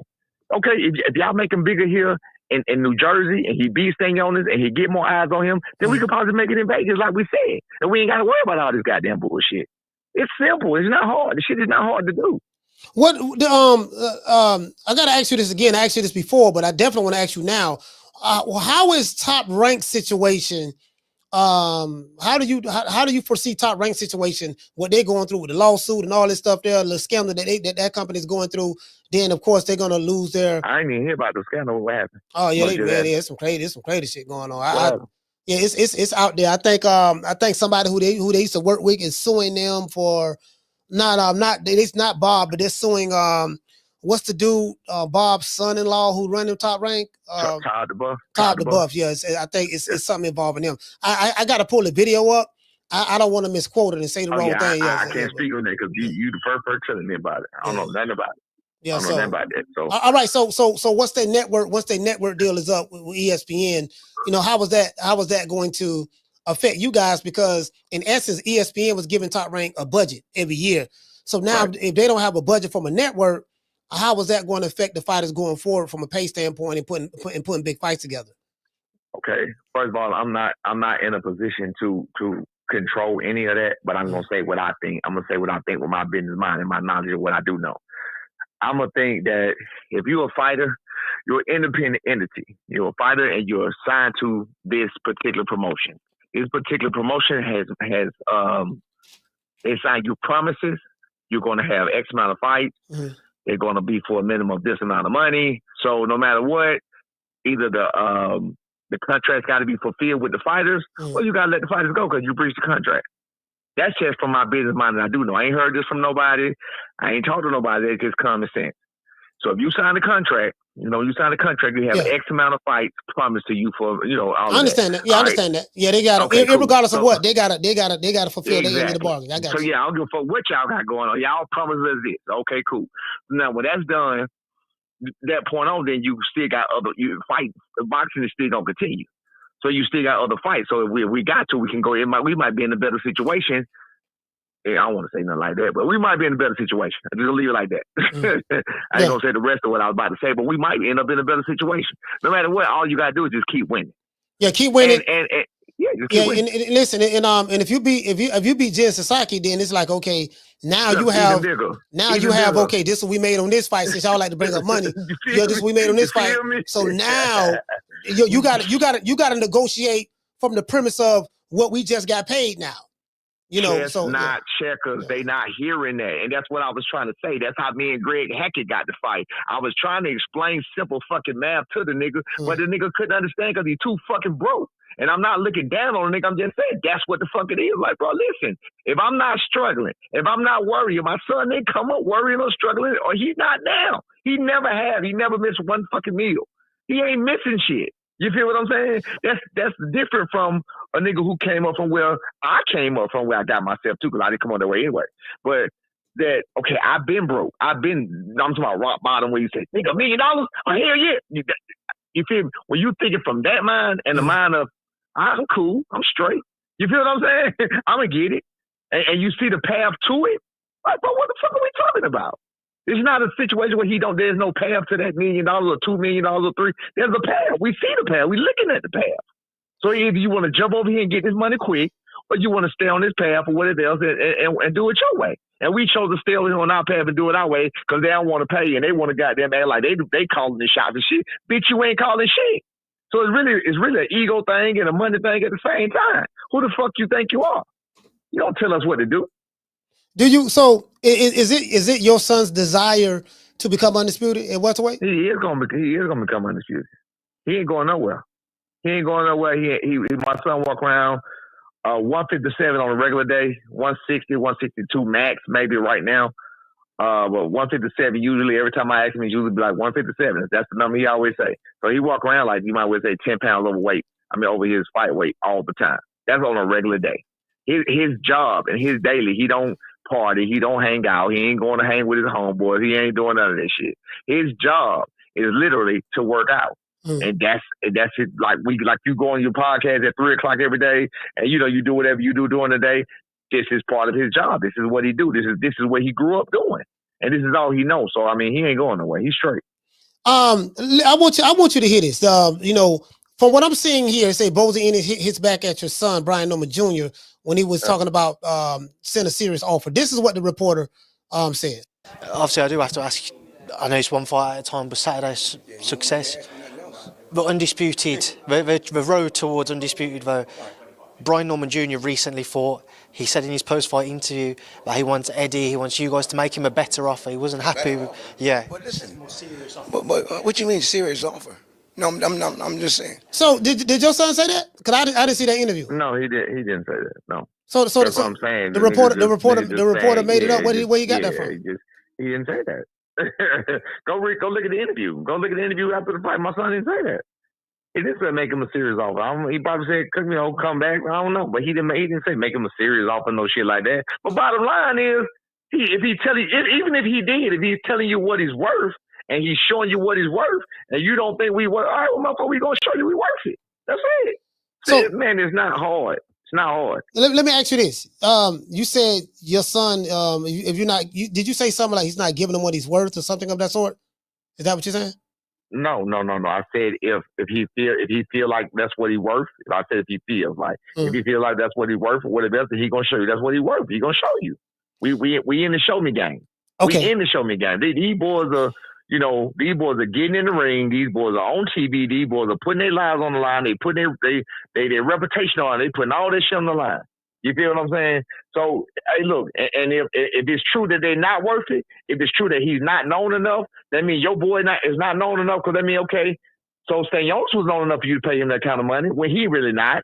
Don't nobody know no fucking Stanionis. I'm just being real. They don't. Don't nobody know. They just know Stanionis. Like I said, you put eyes on him on the Canelo card. That's huge. Don't nobody know Stanionis like that. Ain't nobody raving like you just said about the barbershop. Yeah. You ain't Stanionis fight tonight, nigga. Bro, I thought I had to look. That's how I was in the chat when you were asking about the Gabriel Maestro. I thought that fight was 2 years ago, bro. Yeah, I thought it was too. I just looked it up. He fought last year. Yeah. That man fought 14 days. He fought 14 days before my son. A welterweight fought 14 days before my son, and I didn't even know. Nigga. Come on, bro. A welterweight fought 14 days before my son, another welterweight champion. My son was fighting for the title, and nobody had no clue. Nobody knew. We thought that man been out of the ring for 2 motherfucking years. No, but you know what threw me off? Because he fought in 2022, but he skipped 2023. Yeah, because he's so inactive. Yeah, so and he got 15 fights. That's what threw me off. Yeah, he only got 15 fights. Man, again, man. I don't think this is the best. These are not the 2 best welterweights. These are not the 2 best welterweights. period, or whatever. You know what I'm saying? You better put my son at number 1 or number 2. And again, if you don't believe it, we're willing to prove it. You feel me? So, okay, and so that's what it is. All right, so you said these are not the 2 best welterweights. So how do you, No. and you're saying that your son should be number 1 or number 2? What are you basing that on? Like how do you define? No. We ain't gotta. We okay. No, but hear me out. How do you define who's the number 1 and number 2 welterweight? Like how do you define that yourself? Absolutely. I'm glad you asked that question. The same way they define it is all opinionated at this point. So that's why you fight. Listen. So that's why you fight to determine who is the best. You don't do the eye test shit. You don't go to what you think. You don't go to what you see. Nah, you do it. You base it on competition. You base it on this. You base it on that. Because you can argue Barrios beat fucking Ugas. You feel what I'm saying? He beat Ugas, and at the time, even though that shit was 2 years ago, whenever the hell it was, 3 years ago, whatever, he still beat him. You know what I mean? So it is what it is. You can argue that Barrios is up there. Now, of course, he don't want to fight, and we know he's not up there. You know what I'm saying? So it's really all opinionated. So they basing this shit on fucking the public opinion, and that's some bullshit. You said something about if your son feel like if that's what he's worth from a dollar amount, then we willing to go out and prove it and this and that. How do you determine? How does a fighter determine his worth? Like you hear fighters all the time saying, "Look, man, I want to get paid $2 million for this fight, and this is what I'm worth." How do you determine? How do you define what you're worth? All right, I got you. Go ahead. My bad. Go finish. I'm sorry. Go ahead. No, I'm just saying, how do you determine that? Because I've always come to the conclusion that the demand from the public, if you got a strong demand from the public, that defines, what you're worth. The public, absolutely, they want to see you fight. You selling out venues. Booger Ray Leonard say it's about putting butts in seats. You're a draw. Right. When you come to the city, thousands of people come from all over the, hotels, prices go up, casinos making money. So how do you determine, this what my son is worth if he hasn't headlined a fight himself, he hasn't sold out anything in Atlanta, like how do you determine that? All right. So what it is not worth my son. It's not worth what my son is worth. You can put it out. It's worth the fight is worth. It's what the fight is okay, worth. I got you. The fight itself. Yeah, the fight is worth. Yeah, you got a unification bout. You got a top rated welterweight in the world. You got, they fighting for supremacy. You know what I mean? This is still the glamour division. Yeah. The way to steer the glamour division. You know what I'm saying? So you fight for supremacy. It's what the fight is worth. You feel me? So you're right on what you just said. Now back to what you said about what your son is worth and what you worth and how do you determine that? Yeah. That's actually a legit question. That was a legit question I asked myself years ago when I was fighting. That's where managers come in at. Managers, experience. And I learned what I just told you from them. Yeah. Well, from dealing with that situation.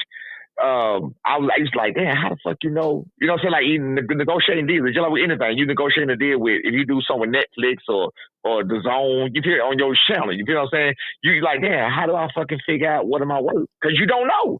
So what you do is you look at comparisons, you look at comps. So like housing, you know what I'm saying? Like yeah. You look at comps. Okay, when he fought this, this the going market rate for this. Okay, when he fought this guy, this what? Yeah, I see what you're saying. You look at the comps.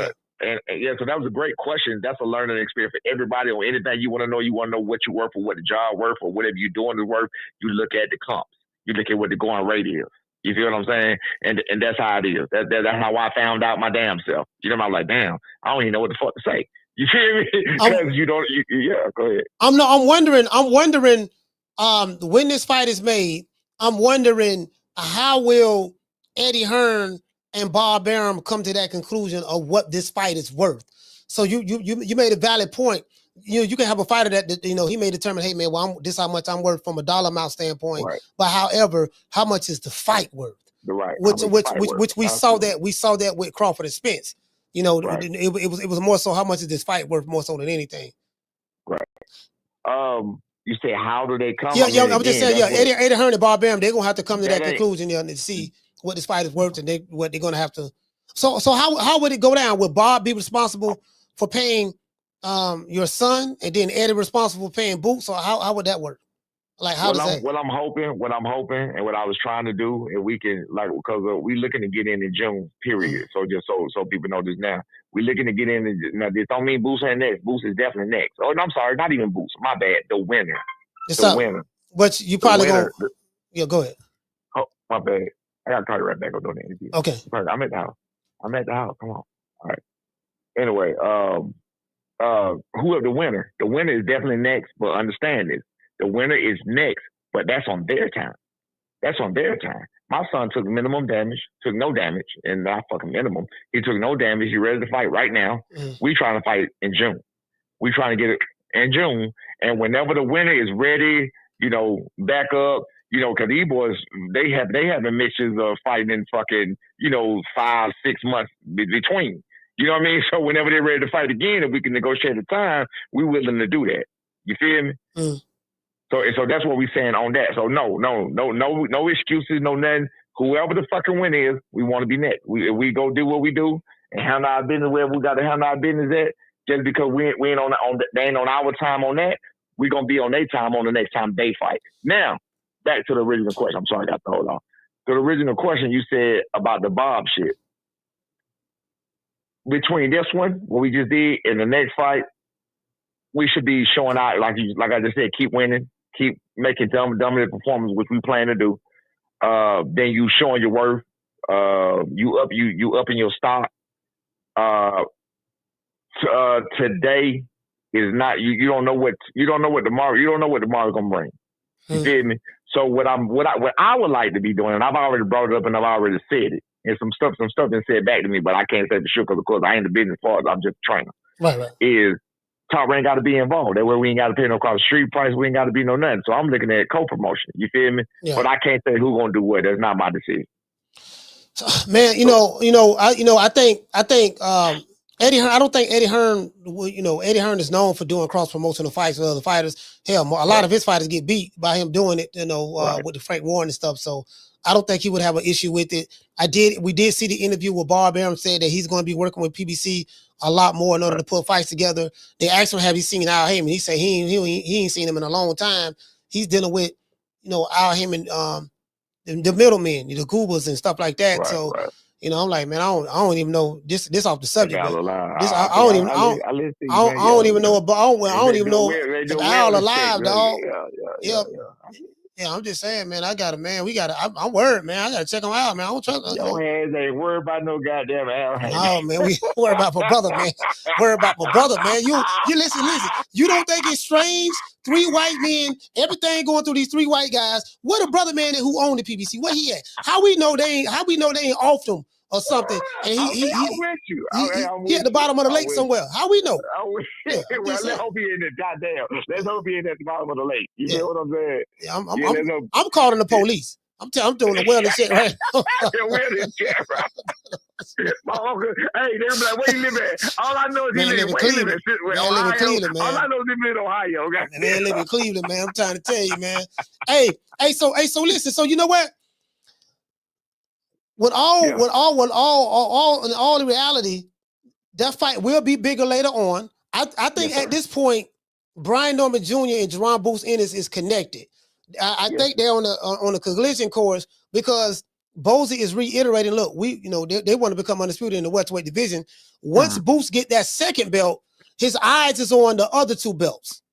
Right. I think the fight with him and your son, it should be fairly easy to make. It shouldn't be that difficult. It's gonna come down to money. Now Mario Barrios, what have you heard about that situation? Have you tried it? Have y'all reached out to him? Yeah. Some bones been thrown out. I don't know what bones been thrown out. I don't know what bait. I don't know, but I was told some shit been thrown out and we'll see if it stick, but ain't nobody expecting it to stick. So it's like, let's toss this shit over here and see what happens. So some shit has been tossed out, but I don't know no details about it. I just heard it was tossed out. Listen, after my son's last fight, that's what I'm telling you about what today to bring, and you never know what tomorrow gonna bring. Right. That's what I'm saying. After my son fought, bro, we had offers on the table. Shit, right after the fight, we had shit going right after the fight. But let me say something real quick because I want to address what you just said about connecting and using Boots' name. When I just said me and Bozy were cool, I told Bozy this in summertime. I said, listen, man, they keep fucking with me. He called me one morning. He was laughing and everything. I said, bro, they fucking with me. I said, I can't do an interview. My son can't do an interview without the comments and without you hearing people talking about Boots. They doing that, right? Now, of course, if you asking us a question, we ain't no hoes. We ain't no bitches. It's actually easier for us to speak like I'm speaking freely now without that camaraderie, without that, you know what I'm saying, without that friendship. You feel me? Because I don't give a fuck no more. You know what I'm saying? When you give a fuck, you got to watch how you talk, watch what you say. You know what I'm saying? Be diplomatic, shit like that. So it was kind of hard to do that when in real life, I mean, it's not from a disrespectful point of view. In real life, nigga, we want to work and I think my son could beat him. I mean, it was simple. It wasn't hard. You know what I'm saying? But, you know, he called me. He like, man, they're getting to you. I said, yeah, man, they're getting to me. They're fucking with me. You know, we went out and I asked him how he deal with it. I said, you don't have to deal with that shit. So now what you hearing from him, it's been 2 interviews he did like that. You heard one. He did another one in the same place, same outfit. Because I text Bozy after I heard the other one. I heard the other one first. They keep asking him about Brian Norman, and I'm motherfucking happy. Because that's what I was dealing with last June, July, and August. I was already dealing with that shit. So he's now starting to deal with what I was dealing with way back then. You feel what I'm saying? It wasn't that we tied to him. They was tying us to him. That's what that was. Just like they was doing with Crawford. Just like what they were doing with Crawford. The public. You talking about the public, the media, yeah. The media, the public, the fans, the media, everybody. You go look at go Google Brian, go look at any interview with my son from May 18th, from after that fucking fight with Stanionis, all through TO fight, all through the TO discussion. You go look in the motherfucking comments and see what you see. But it was pissing me off so goddamn bad. Because again, we about that action, so we with it. So all these people, like, I'm looking at like, bro, you watch a white man named Karen, go, run, come back, say, fuck that shit. What I'm running from this nigga from? Change what he doing. Come step to the nigga. You feel what I'm saying? Hit the nigga in the face. Stop taking me, get up, step back to the nigga. This nigga's not afraid. Why do you think I'm afraid of my son fighting him? That makes the dumbest sense in the fucking world. That makes the dumbest sense in the world. You feel what I'm saying? We done been over there with him for 4 fucking years. They done sparred 7, 8 times. We know what we in for. We know what the fuck we looking at. You know what I'm saying? There's nothing to fear. There's absolutely nothing to fear. So we want the motherfucking fight. You said in the past that not too long ago that you don't make those decisions anymore. You kind of like you're not involved in the business aspect. I don't make none. So, but I'm still who I am, and that's my son, and so I don't make none. But my opinion is a lot. Yeah, I understand that. So your son has another manager now to help. You know, he got Fighters First. He been with shit since you knew about me. He been with Fighters First. I ain't been my son manager since 2022. He been with Fighters First management since he first got signed with Top Rank. Oh, I'm familiar with who they is. Fighters First. Yeah, I'm familiar. Adrian Matter of fact, didn't Errol Spence deal with them with the Crawford fight? Yeah. They cool. That's his partner. Yeah, they cool too. They cool too. Yeah, I think that's when Errol Spence put out a tweet. He said, "Man, I mean, I think I feel like I'm being played." And then next thing you know, when him and Crawford started talking, the news came out. He hired a whole new management team, Fighters First, and they put that fight together, and the rest is history, you know. So, damn, man. Fighters First didn't put that. Wait, Fighters First did not put that fight together. Okay. So Fighters First did not put that fight together. He signed. That was some other shit going on. Fighters First did not put that fight together. Let me just say that. No. Okay. They did. But yeah, it was right before the fight that he put that out. That he signed with him and everything. He signed with him. Yeah. Okay. Yeah. So now, bro. So if you get that fight in Japan, you're going into hostile territory. You're going over to the east. You got to adjust to the time, you know, all that stuff. If y'all get that fight, and you could beat Jin Sasaki in Japan, and this guy calling y'all, and he's a knockout artist and all that stuff there. Me personally, I think that'd be huge because now you're showing. So do you feel that if that fight were to be made, and if you guys have to go over there, and if you are to be victorious, do you feel that your son's stock will rise? Do you know, Junior? So motherfucker, I was about to say today's price ain't yesterday's price, bitch. You should have took it when the deal was good. Now we know what the fuck we doing. We know what we doing. You need to bet on yourself. You need to this. You need to that, bitch. We in with betting on ourselves, motherfucker. You bet on yourself the way you bet on yourself and take your ass back to where the fuck you going, and we're gonna go the way we going. Wait a minute. So I'm kind of worried now. So what you're saying is if you go over there and y'all handle y'all business. No, we ain't gonna price out there. So when Eddie come back, what you gonna say? Y'all want $5 million? No. We gonna make it work because it gotta be. It has to be. It has to be some type of co-promotion. It gotta be. It gotta be. It gotta be. Or it got. Look, it's just me talking. It's just me talking. Because again, but I ain't nobody, and I make no decision. It's just me talking with my free mind, my freelance thinking. I ain't talked to my son about this. Me and my son don't talk about this. None of that. I ain't talked to Adrian Fighters first. I ain't talked to nobody about this. You feel what I'm saying? But again, like I said, who I am does hold a lot of weight, and when I talk, it does get listened to. So to me, somebody got to make some shake. It better be some type of co-promotion or something. Somewhere gonna be some houses rocking and shaking or some shit. That ain't gonna work. I got something I want to add. I got something I want to say to you. I can't say any names. I can't say any names. I won't do this. I won't put this person on blast. But I'm hearing through the grapevine that some people at Top Rank, they have gotten fed up with you as a dad. You know, you're very outspoken. You say a whole lot of stuff that you really shouldn't be saying. Have you heard anything about that? Not one bit. Okay. All right, and I'm almost positive whoever the fuck you talking about don't know what the fuck they talking about. No, I'm almost positive. Seriously. Yeah, I ain't gonna say his name. And guess what though? I don't give a fuck as a whole. When it came down to it, I don't give a fuck. You feel me? But no, I'm pretty sure that's not the case. I'm pretty sure it's not. Okay, all right. So you basically, I feel like because if Boots do what I think he's gonna do tomorrow night against Amanda Stanionis, and you're saying here on the record, you're saying that you guys want to become undisputed welterweight champion, and then Boots has been on the record saying he want to become undisputed welterweight champion. You have no choice but to fight each other. Don't run, nigga. Don't run. The question becomes when y'all gonna fight each other. Because I just told you. No. I'm not asking you the question. I'm just saying when, because again, we got Mario Barrios. I don't even know what I don't know who's promoting Mario Barrios. I don't know if it's Scamson or if it's Tom Brown. I don't know who he worked or the Kubas. I don't know if he's the Kubas fighter or a Scamson fighter. But in my opinion, probably the two best welterweights in the division is Boots and your son. That's just my opinion, just based on what I observe. And that's what it's all based on, a fucking opinion until they fight each other. Until they fight each other. Similar to that. Yeah, until they fight each other. Both of y'all have different styles. Your son hits very hard. And Boots get hit with level hook, and Boots get hit with level hooks a lot. But go ahead. Yeah, you get what I'm saying. So, Boots has been built the second coming of Roy Jones Jr. and stuff like that. So it's gonna, I think it's gonna bring the welterweight division cracking. I think it's gonna be a lot. Now, another thing we haven't discussed, we got the new booties in the welterweight division. We got Ryan Garcia there now.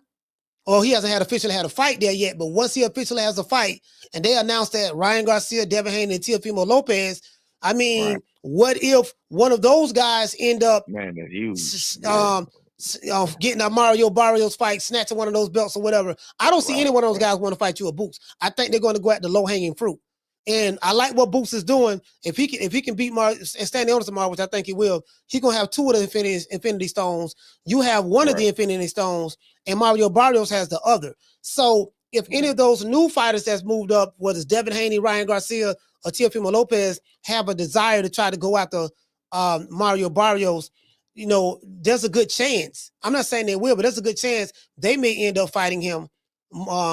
Any one of those fighters, not in any particular order, more so than you guys, because if you guys looked upon as a threat, if B. Norman Jr. looked upon when the matchmaker look at the threat assessment and they say what's the risk assessment? Well, these two guys right here, that's a risky fight. There's a good chance that we may not win this fight. Do you get what I'm saying? They may try to avoid you. So do you foresee that messing up? No, I've been through that. And that's the way it is. That's why I ain't no welterweight saying our motherfucking name either. They wasn't saying our name. They're not gonna say our name. When T.O. came up, was supposed to come up to the division, he didn't get Bob didn't get the motherfucking memo that shit, nigga, you know who won? Giovanni did not win. Bob didn't get the memo, nigga. Bob was sticking to the script. Bob was like, all right, what we gonna do is, and T.O. like, nigga, fuck y'all. Yeah. So you know what I'm saying? So no. I understand the business about it, and I understand it, and I said the same thing even back then that if I was T.O. daddy, I wouldn't have let T.O. fight my son. It just don't make sense. I wouldn't have did that either. It's too high of a risk, too low of a reward. I agree with that. Yeah, so, you know, I'm expecting it. Yeah, I'm just like, man, I'm like, bro, like they gonna play now. The good news is just the good news. Keep winning. Bob, y'all gonna keep winning, but Bob Arum is on record saying that he's, you know, because of what's going on with Turkey. See, I don't know why people making this big deal about this TKO league that they coming with. I don't know why they're making a big deal. TKO don't have any fighters, so all of the fighters are under contract. Or they're with the major promoter companies. They either with PBC, Top Rank, Golden Boy, Matchroom, or Queensberry. All the ones that matter. Yeah, all the ones that matter. So, but from what I heard, what Dana White said, they're gonna be dealing with the up and coming fighters who that makes sense. You know, kind of like to throw. So they'll be able to get some fighters from Top Rank, PBC, and I'm gonna tell you why, because every promotion to come and have throwaway fighters who they really don't care that much about. You know, yeah, you can have him, but you're not going to get the key. You can get the pawns, but you're not going to get a knight. You're not going to get a rook. You're not going to get a bishop or the queen. You're going to get the pawns that we really don't care about. So maybe they'll take those fighters and they do kind of like what Pro Box is doing. Do you ever foresee B fighting on Pro Box? That's before you got to, again, like I said, things change from fight to fight, from situation to situation. I do not know what tomorrow is gonna bring. I do not know what next month gonna bring. I don't know what it's gonna bring, but no, I don't see him fighting on a Pro Box is for up and coming fighters. It's not for people who are already established. It's either for one or two things. It's for up and coming fighters, or it's for fighters past their prime and maybe trying to get back in and get another chance or something like that. But for contenders, actual champions, I don't see it. No. Yeah, that's why Lamont Roach was over there, Pro Box. I think he's a Pro Box fighter. Jared Hurd went over there and fought.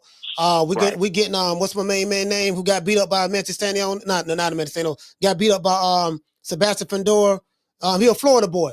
Lubin, Erickson Lubin. He fighting over there. He got a fight coming over there. Yeah, that's what I'm saying. That's what they do. That's for that's keep alive. And again, man, you got to remember who I was and where I came from and where I was at when I was fighting. And I agree with the TKO situation for those fighters. I agree with that, man. I mean, we need it. They need it. The fighters need it. The fighters need to keep busy. Like these boys, they trying to eat. You know what I'm saying? They want to fight to eat. They want a chance. So I agree with it to a degree for those type of fighters. You know what I'm saying? It's just like anything. We said levels to this shit. You know what I'm saying? Yeah, somebody in the chat he say here today. He say Pro Box merging with PBC and that Amazon backing. That's not true. Who told you that? Somebody in the chat said that. Yeah, I ain't never heard that either. That's new. So show me. Send me a receipt on that. That's not true. Yeah, that's not true at all. I mean, let you know something I don't know. But so you know what? You know what, B? So I think it stopped going up. I think maybe Top Rank was betting against y'all. They didn't really think much of your son, but he beat Centillion in his own backyard. Now he just knocked the other dude out in 3 rounds or something like that. 3 rounds. Yeah, 3 rounds. Never been knocked down, never been stopped, never been nothing. He only lost. He had one loss, and one loss was a split decision. So he was a hard puncher. Even people who've been in the ring with him as far as sparring, he's been around places. You got people even up there in Boost area, New Jersey, Philly area. They trained him. He used to train up there. He sparred with a couple of people up there. So they all say he was a good, strong fighter. You know what I mean? He didn't become a bum until my boy made him look like one. You know what I'm saying? He didn't become a bum until my boy stopped him in 3. You know what I'm saying? You go look at them comments and all the other people, whatever else, he about to get upset. Quaybez hit hard. Quaybez this. Quaybez that. He made that man quit. He had to blame like, nigga, fuck y'all, bro. He was like, he didn't know what. He didn't even know what to say. Well, you know what? I think he was still hurt because he was shaking his eyes and stuff like, had the referee not waved that off, I think it would have got real ugly. I told you my boy is, man, look, Santillon, people don't, I was mad at Santillon, but I'm a fan of a fighter. I'm a fan of a fighter anyway. I'm a fan of a fighter. So, people was mad. I was mad at Santillon for his fight because he was fighting dirty. He was doing this and doing that. But I got all the respect in the world for him because I know my boy cracking. I know he was hitting. I know what he was taking. Even when he broke his nose, like, bro, Santillon is a hell of a fucking fighter. That's a fucking fighter. So, And you see what Derek Quayman did under that same pressure. He's like, man, fuck y'all, I'm out of here. No, he was looking good, but he was looking real good in the beginning. People was like, oh, you know, he caught your some of that. He caught your some of the left hook now. And he was looking staggered. real good. He was looking real good till he wasn't. Absolutely, I agree. He caught him the left hook. I know he was. You know what I mean? And then next thing I know, it looked like you settled in. He settled in a little bit in the second round. He backed him up to the ropes one time. He caught, I think he hit him with a jab, knocked him back to the rope. Yeah, he came and talked to Pops. Pops told his ass out there, get your shit together. He went out there, he got his shit together. There we are. That's his second loss. Jen Sasaki. You know, I'm trying to look. Jen Sasaki, what so how do you know when a fight is done? I know you're not in the business aspect of it, but you don't deal with the business aspect of it. You just, you know, the father, you trainer, and you're gonna promote your son. I've been around for over 30 years though, so I know a lot. No, what you mean when it's done? What you mean? No, I'm just saying like when his next fight. I ain't talking about Boots now. I'm talking about when you got to fight. When they fight, you said when they fight is done. Yeah. When the deal is done, I'm saying like when the deal for like, let's say he got. How do you know? Yeah. How do you know? Like, do your son come and tell you like, hey man, yeah, Dad, we just signed the contract. No. I ain't saying I ain't like that. No, I'm all the way in like that. Come on now. No, you know, I thought you were just phased out. No, I thought they told you, look, I thought they put a muzzle on you. Look, Dad, you got to be quiet, dog. Man, you doing too much. People at top rank getting pissed off, man. I'm not supposed to be talking about this today. The reason I'm addressing this today because my son actually did come to me and ask me to shut the fuck up. He said shut the fuck up. He didn't say shut the fuck up. He got nothing but respect for me. But that's the way I talk. That's the way I talk. He asked me to pretty much shut the fuck up. He was like, that was probably about a week ago. He was just like, man, don't say nothing else about him. Don't say nothing else about me. You know, just enjoy it all. I said, okay, cool, you got it. And I really haven't been. I can speak about the fight in the welterweight division, but I try not to speak about Boots and my son because my son don't want to be connected to Boots. That's why he's too late. Yeah, that's too late. Don't want. Yeah, he connected. I know. Yeah, I know. He don't want to be. He don't want to be. He's not chasing them. He don't want. Okay, but what role? Okay, what role did you play in the connection of your son and Boots? It's simple as you got. I'm from the street. And you know, just like with the Greg hat. No, I'm serious. Yeah. This is I know. As simple as this. You tell me you want to fucking fight, nigga. Let's fight. That's as simple as that. When me and my son first came out, when Boots did the first interview and said they turned it down, my son is just like me. Don't let him fool you. He just like me. He's just a quiet version of me. I don't give a fuck. I say whatever to whoever. He don't. You feel what I'm saying? So he is just like me. We both was like, what the fuck? You feel what I'm saying? So that's how we both did that. And you're like, nah, bro, you got it wrong. I done called your dad and everything. We already told him. So he knew that wasn't true. So apparently, Bozy, his daddy wasn't talking. So when he did the interview, I had already spoke to his daddy and told him that we was offered the fight and we accepted the fight, but we just sent it back for more money and blah, blah, blah, blah, blah. I had already told Bozy that before he ever did an interview with YSM bringing this shit out. The conversation had already been made. So anyway, we came out saying, no, we didn't. And that's how the smoke got started. And again, it's going to be smoke till we fight. That's it. Just like with the Greg Hank situation. It was smoke till we fought. We fought. I'm not studying that nigga no more. It is what it is. But again, it's going to be smoke till we fight, till they fight. That's it. Even if Boots lose, it's going to be smoke till they fight. It's going to be smoke till they fight. My son not going to be chasing them. My son, he ain't thinking about him. He ain't worried about him. But for me, it's going to be for me. My son may give a fuck. I don't really do like that because I don't really like people trying us like that. You know what I'm saying? It's gonna be smoke with me till they fight.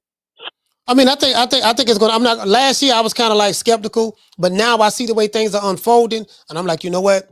We need that fight. I'm gonna tell you why I believe that fight is gonna happen, and we need that fight. That's going to be our Crawford and Spence all over again, but 5 years earlier or 3-4 years earlier. I was about to say without the 5 years. Absolutely, I agree. Without the marination and roll sides of the street and all of that. I agree. I'm with you. I agree. Because your son is what, 24? He gets stronger. He just turned 24.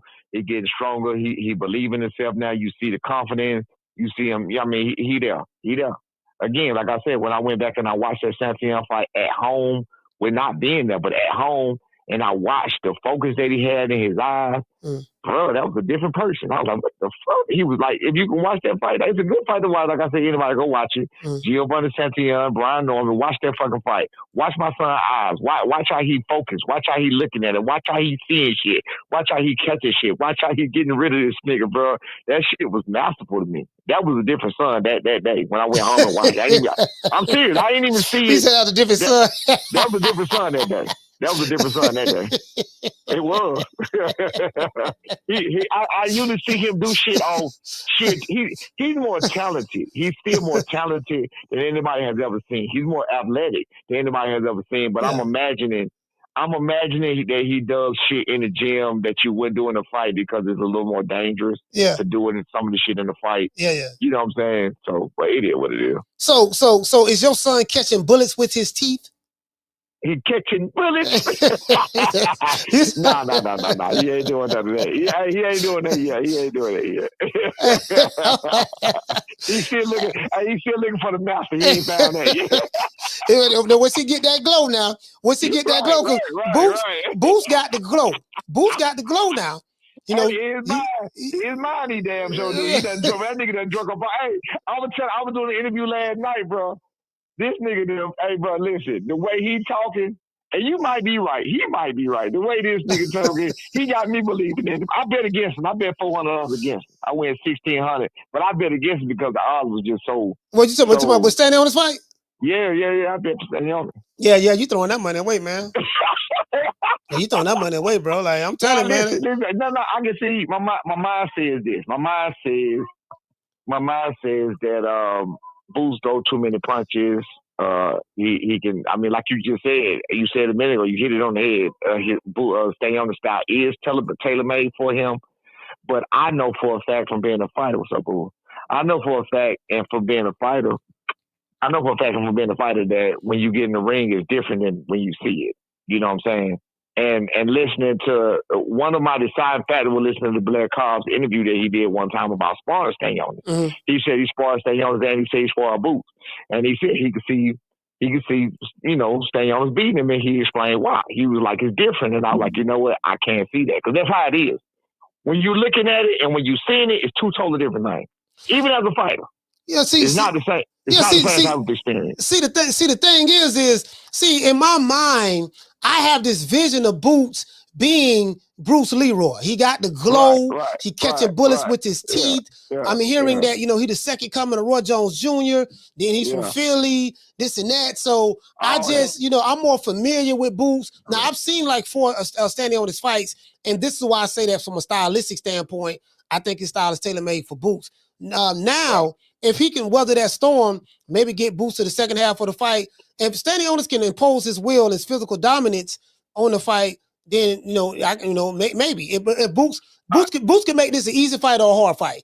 If he try to go ahead. Nah, I'm gonna tell you what the breaking point is. I'm with you on everything about, you know, you can see it being easy and moving around, boxing me, you know, he tailor made for him, coming right at you or whatever. Now this is where it's a little bit different. This is where it could possibly change a little bit. Stanionis' power seems to be respectable. I don't think he has major power. I know Boots don't have major power. His power seems to be respectable. When you have respectable power, you're going to do things different. Like, let's say you throw a shot and you get countered with something, then you're gonna be a little less likely to throw that shot again. You're gonna be a little timid to throw that shot again. You feel what I'm saying? I'm thinking with the pressure that he's doing. You've never seen Boots really box around like that the whole 12 rounds.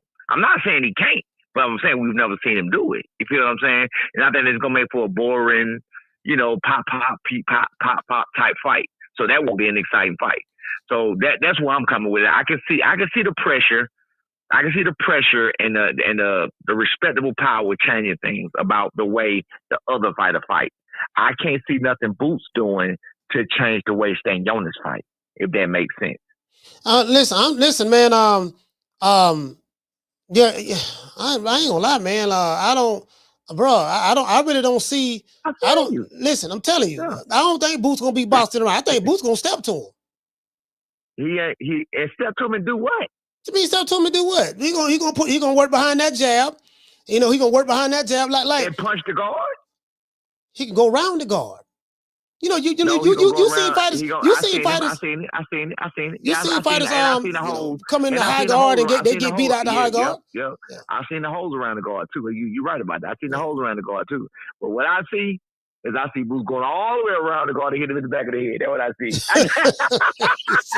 Hey, Coach, I got to ride, man. All right. Salute, fam. Hey, shout out to B No, man. Salute, fam. Hey, all right, man. Hey, boy, y'all. Hey, y'all. But y'all right here, man. You know what I'm saying? You know, I am sick of hearing these bullshit Superman stories. Hold on, I'm gonna get ready to drop these phone lines so everybody else can call the show. Hold on, let me get rid of this here. Let's give everybody in the chat round of applause. I am sick, you know what I mean? Cause listen. Hold on, hey, what's Shan at? Hey, Shan, you know, this is what I'm tired of hearing. I am sick of hearing these bullshit Superman stories about the Wassa legendary Bruce Leroy catching bullets with his teeth. Catches bullets with his teeth?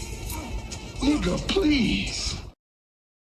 I'm tired of hearing these niggas. I'm tired of hearing about these niggas catching bullets with their teeth. Nigga talking about, yeah, dog, I'm trying to tell you, dog, you understand, but like, you know, like I'm hearing, like when I be hearing Edgar Berlanga.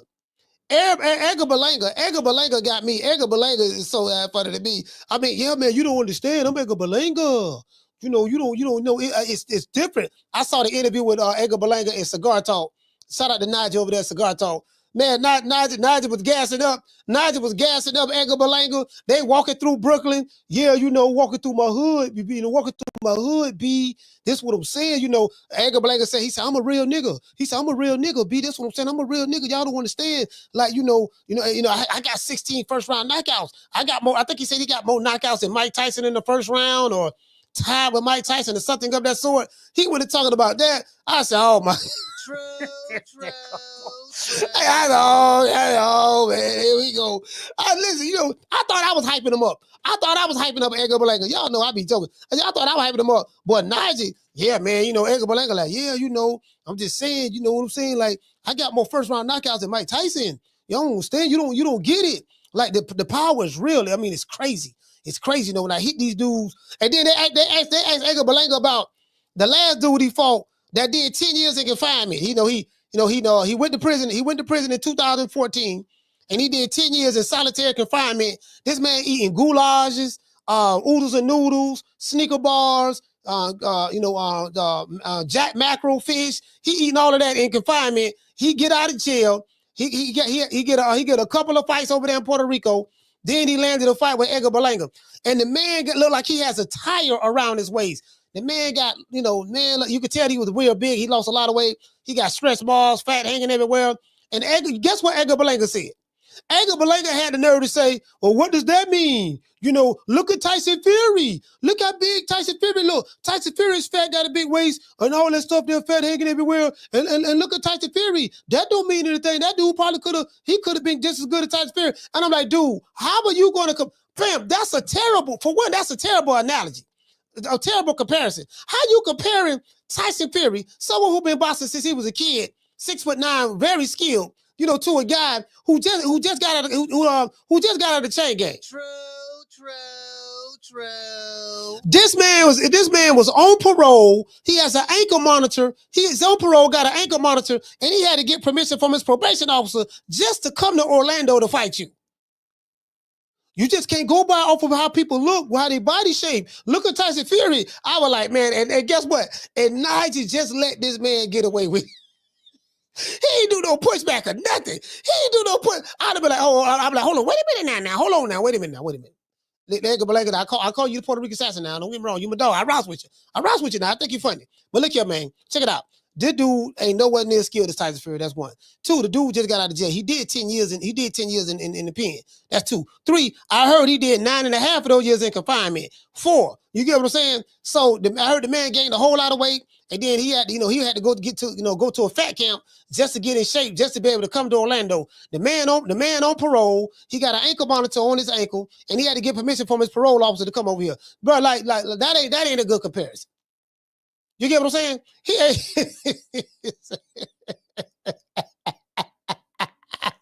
Oh, man. Hey, Edgar Berlanga, boy. But listen, the Puerto Rican assassin. The Puerto Rican assassin. Hey, listen, I rob Edgar Berlanga, man. As a matter of fact, this is a pro Edgar Berlanga channel. You know what I mean? Edgar, look here, man. The baby, we got all the fans over here, baby. Everybody, matter of fact, this is what I'm gonna do. Everybody in the chat, this is what I'm gonna do for y'all. Everybody that's on Instagram watching this show, everybody that's on X watching this show, we have over 500 people watching this show between X and YouTube right now. But I'm gonna say everybody on Rumble watching this show. I'm gonna say this here. I'm finna bless y'all. I'm finna, not fixing to or going to, I'm finna, that's how we talk in Florida. I'm finna bless y'all. I'm finna call out some names in the chat, and I'm gonna do something for y'all that's gonna make your day on this Friday. Y'all ready? Unbiased Brim, Nada Great, Lady Shan, Lisa Bells, Daniel Agnew, Mika Lovem, Miss Black Panther, Miss Connie, Boss Desk, Z Pacino, Hitman 42, Schoolo X-Man, Mason. I'm finna make all of y'all honorary members of the Terror Squad. True. Let's give y'all new members a round of applause.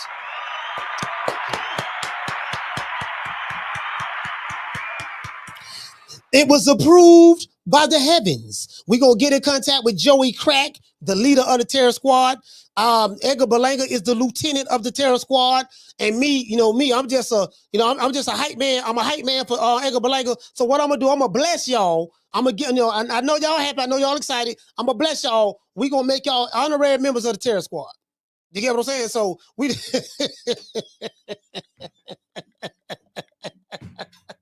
Edgar Berlanga is the only man I know. This man got beat for 12 rounds. This man went on a victory tour off a loss. I like, my nigga, how do you go on a victory tour off a loss? Man lost. The nigga lost 12 rounds.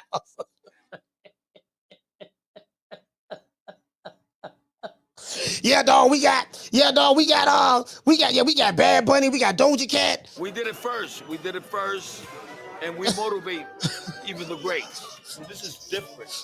You understand? We have Jennifer Lopez, we got Maluma, we have J Balvin, we have, when I called him up, I was like, yo, what do you think? What do you think, Eddie? If we bring the belts together? And Eddie said, that shit is a good idea. I think the only person that can beat Canelo right now is like maybe 4 years or 5 years from now, my son. You know, like Triple G and Canelo and all these guys, they're bums, bro. They're bums. But once Steel People became undisputed, look how many champions we got that's undisputed now.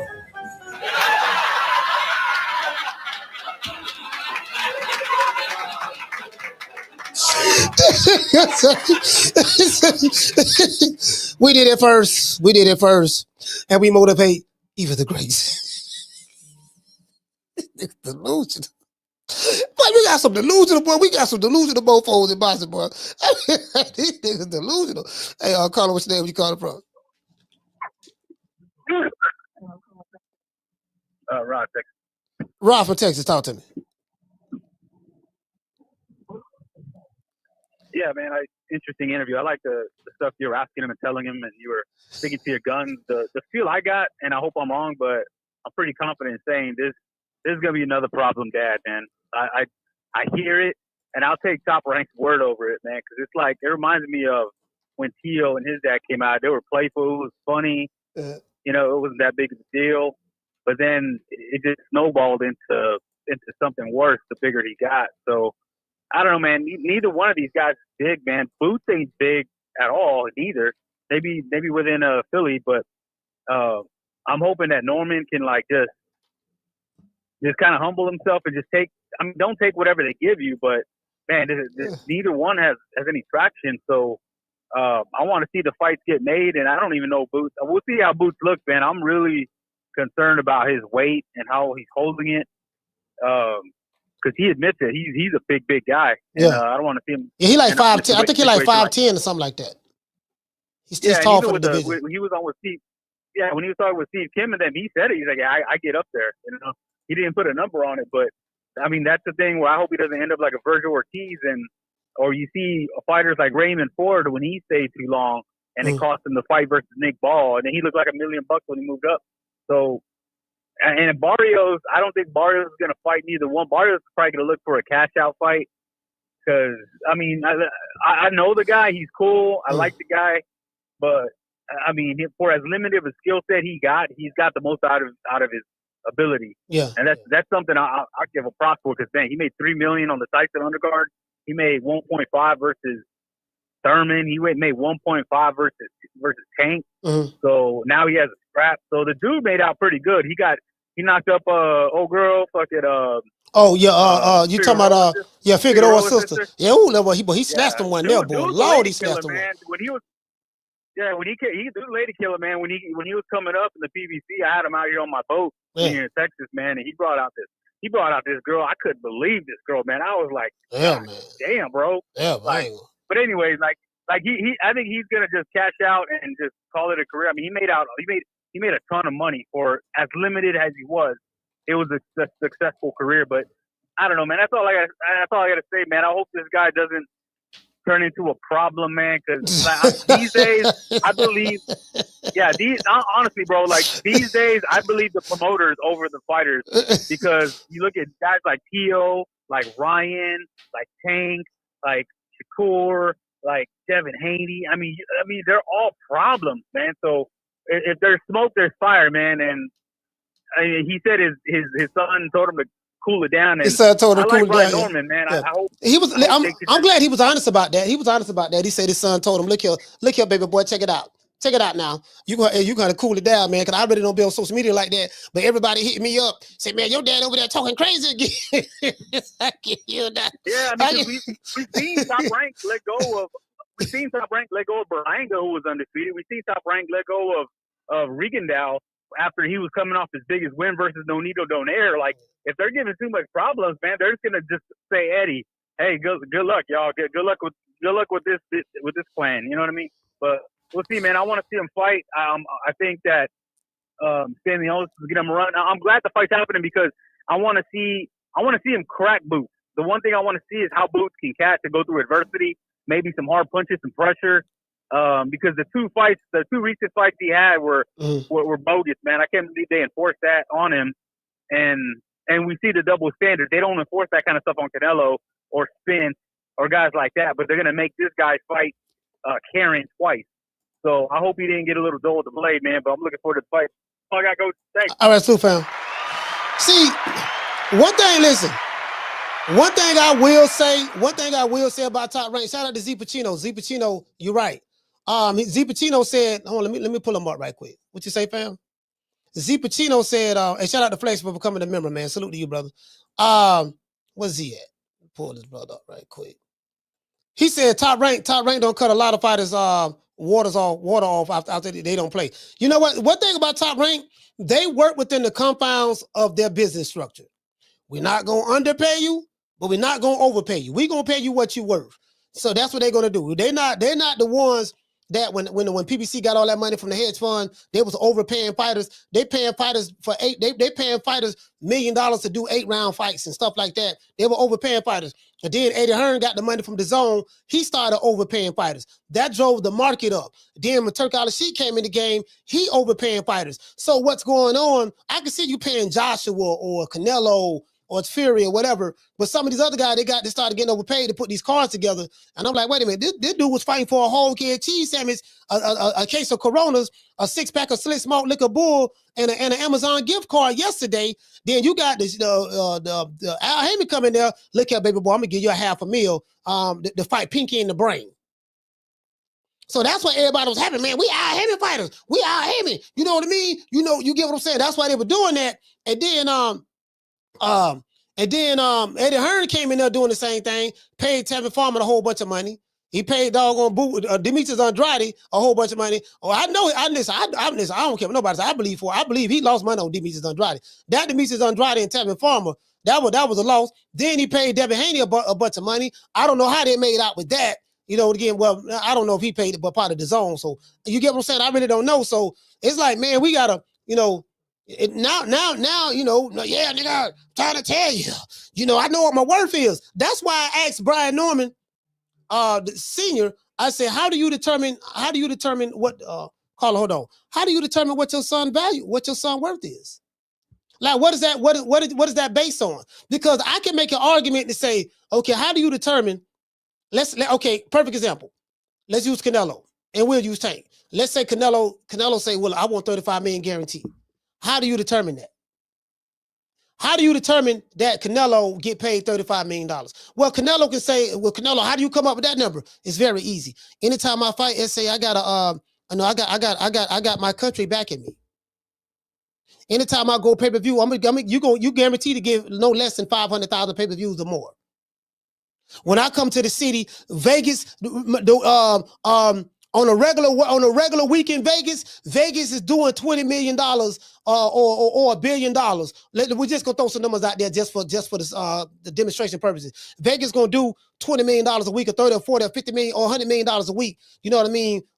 Just on a regular week. When I come into town, Vegas gonna do $500 million that weekend, $600 million that weekend. Because when I come into town, the hotel's gonna be sold out, the casino, people gonna be spending money like crazy on the casinos, the venue gonna be sold out, the restaurants gonna make a whole lot of money, the airlines gonna make a whole lot of money, valet, strippers, everybody get paid. Pimps come out, they got their hoes on the stroll, everybody gonna get paid. That's what I bring to the table. So he can justify that. But a fighter who and that's because he's a draw. But how does a fighter that's not a draw, how do they define, this is what I'm worth? I'm worth $3 million. What are you basing that on? Because we got to have something tangible to base it on. That's why I asked him that. Caller, what's your name? You calling from? Jamie from New York. Jamie, talk to me. Hey, Coach, I see that you keep calling Berlanga the Puerto Rican assassin. Man, listen, man, the Puerto Rican assassin, man, Edgar Berlanga, man. We got Fat Joe. We got the Terror Squad. we the King of New York, Key to the City, Face of Boston, and we the Cash Cow, and we the Prince of Puerto Rico. You can't get no better than that. Cut it out, Coach. You keep hyping him up, bro. Listen, you're going to have Berlanga listen to the show. He's going to believe you, and he's going to get fucked up, bro. I'm telling you, just like you did to Devin Haney, bro. The word on the street is that beat down, it was because of you. We blame you, Coach. Man. And I lost money on that fight, Coach. Boy, one thing, let me tell you something. Boy, one thing about me is one thing I'm good at doing. I will put the jumper cables on you quick. Boy, I'm gonna tell you, listen, I'll be a good teacher. Look here, don't worry about it, baby boy. I believe in you. We can do this. We gonna do this for Zamunda. I'm good at that. I hype a motherfucker up quick. You're good. You're excellent. Coach, you're excellent at that, bro. You are, bro. Yeah. But anyway, Brian Norman Jr., this boy came out of nowhere. The boy got skills. Not sure why he reminds me of young Thomas Hearns. Maybe because he can crack. I don't know.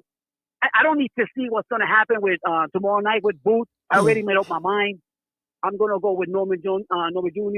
When I went to Boots last fight in Philly, I saw him playing with his food, and I said, fuck this shit. I'm going with the other guy. And, this guy was in the middle of a fight, looking at the crowd and showboating and shit. I mean, Tank do the same thing, though. Tank do the same thing. True. But listen, I don't know. But we both know Boots ain't no Tank, man. Tank can do whatever the fuck he want and get away with it. But No. I'm saying from looking at the crowd standpoint, showboating and stuff like that. I mean, that's what I mean. Okay. Yeah. Oh yeah, man. Listen, man. Bro, I was there live, Coach. I never been to a Tank fight, but what I saw, bro, I was like, man, fuck this shit, bro. But anyway, I saw people leaving early and shit. They got up and left, and these are the people. You talking about Boots? Talking about a Boots fight? Boots. Boots. But nothing against the guy. He got skills too. It's just that Norman. Again, I don't know what about Norman Jr., man. The boy is. I don't even know how to explain it, bro. I'm going with him, bro. I think he's got the better skills, and I think he's the better fighter. And that power makes a difference in every fight. But another thing I want to say real quick, Coach, all those guys that are moving up to welterweight, like Keogh, Ryan Garcia, and Devin Haney, I advise him to stay away from fucking Norman Jr., bro. I feel that he will sweep all of them. I like Keogh. For me, out of the bunch, Keogh's the best for me. But I think Keogh loses to Norman Jr., man. For real, this guy, he's good, man. I mean, I never seen him before. I heard of him like maybe 2 years ago. But I'm good. I'm happy for him, bro, because I like what he's doing. And it's tough. He be talking a lot of shit, but he's funny, bro. He's funny like a motherfucker, bro. He's entertaining. So, but anyway, that's my call. Respect from New York, man. All right, salute, fam. Yeah. Yeah, I'm gonna be honest, man. Brian Norman Jr. He seemed like just a nasty fighter. What I mean by nasty, I mean like he has a nasty attitude. He fights with a mean streak. You get what I'm saying? Like he's calm with it, but I can't put my finger on it. It's like I'm saying from a mentality standpoint. You know, his last and he can crack, he can punch. And that's why I say I'm anxious to see that fight. If Jen Sasaki, if that's not gonna be the next fight for them, they're going to Japan. I want to see how they do it. I want to see how they go over. Can you go to Japan? Go to the home of Dragon Ball Z. You got to fight Vegeta. Can you go to Japan and fight Vegeta and come away with that victory? If you could beat that dude, and especially if you could stop him, that'd be Lord have mercy. That'd be a hell of a look. To be fair, I mean that's for anybody. Whether Boots go over there or whoever, that's a hell of a look because that guy's. I'm pretty sure. I think that he's big over there in Japan. And that fight would be bigger in Japan more so than in America because we know how the American fans are. The American fans are, oh man, we don't know who that dude is. Who that dude is? They probably gonna say Chinese. Nah, he ain't Chinese, he Japanese. Who that Japanese dude is? Man, nobody never heard of him. Why? Oh man, he don't get no props for beating that dude. That's because a lot of these fans over here, they're ignorant to a lot of the fighters. They only know the big name fighters. They know the tanks. Shout out to Foodie. Foodie say Brian Norman Jr. is country strong. Yes, he is. He is. They know the tanks. They know the Errol Spences. They know the Deontay Wilders. They know the Terrence Crawfords. They know the big name fighters. But those are like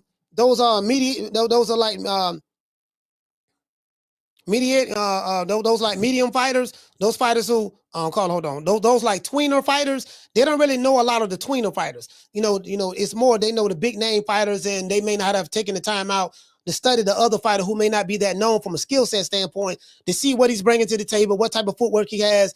What does he like, what he don't like, what type of style he has. Is he a puncher boxer? Is he a boxer puncher?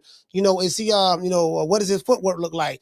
How was his defense? I'm big on defense. That's the worst thing I look at. What does defense look like? Is he keeping his head right there center line? If he's staying right there center line, that's what. And that's why I'm picking Boots. I'm like, man, y'all must see something in Stanionis I don't see, man. I don't see it. I'm calling what's your name? Where you calling from? What's up, Coach? This is J-Rock from DC. Man, J-Rock from DC. Talk to me, brother. Hey, man, I'm fucking with Brian Norman right now, man. That nigga, he coming on this down and talking this shit, man. I fuck with that shit, man. Yeah. He got to keep talking that shit. Like he said, until that Boots fight get made, he need to keep putting that pressure on his ass. Put all of the pressure on Boots' ass. Because now, he getting pressure, pause, no Diddy, Coach. He getting pressure. Boots getting pressure from both sides now. He getting pressure from the top and the bottom. And I'm going to tell you what Boots fucked up when he made that comment about going to 154 and then double backing and saying, well, I'm a unify 147. Because, man, the longer he waits, the more fights Brian Norman get under his belt, man, the better he getting. Yeah. And I'll be the first to say it, like, I seen a couple Brian Norman fights. The fight before this Santillan fight, I was watching Brian and I'm like, all right, like I see the potential, but he still got some stuff to work on. And you know how Top Rank do. They keep a bunch of tough tomato cans for you in the back so you can fight. And Brian been collecting that. He been collecting that little check, fighting them tough tomato cans, not the soft tomato cans, but them tough tomato cans. No, but this is I'm gonna be honest with you. They were looking at him as a tomato can. He wasn't when he fought that dude Santillan. When he fought that Santillan, he wasn't. They didn't expect him to win that fight. They didn't think highly of him over there. Coach, you know what fight did it for me? Because a lot, like you said, a lot of people don't, like you was talking about. What's the guy that's about to fight Boots? Emmanuel. Stanionis. A lot of people don't watch these fighters and study their style. Like they watch the fight, but it's a difference between watching a fight and watching what a fighter is doing in the fight. Like a lot of people don't see what they're doing. And Brian starting to, like in that second round when he got clipped, whatever senior told him in the corner, that motherfucker came back out the next round, got on his jab, started moving around. He was floating around on his jab, popping wave ins, and then he started dropping that brick on him. Bang, bang. And once you start doing that, he letting them hooks go. Once that jab get to going, you don't know where the fuck he hit you from. You don't know the two coming behind it, the three coming around the guard, like he said. He was leading. Brian was leading with that lead hook. You better be careful though, leading like that. But Brian, man, he getting there, man. He getting there, and I could see that being a very, very, very tough fight for Boots. And I think the best thing that can happen for that fight is that Boots look vulnerable with this fight. So it's gonna be interesting to see this fight coming up for Boots. All right, salute, fam. Coach, one more thing. Go ahead. Boots look like he having a hard time making 147 in. I don't care what you say. Well, if you rehydrate, if Boots, taking a lot out. If Boots is having a hard time making 147, I don't feel sorry for Boots. You want to know why? Why is that? Because that's his choice. He's choosing to do that.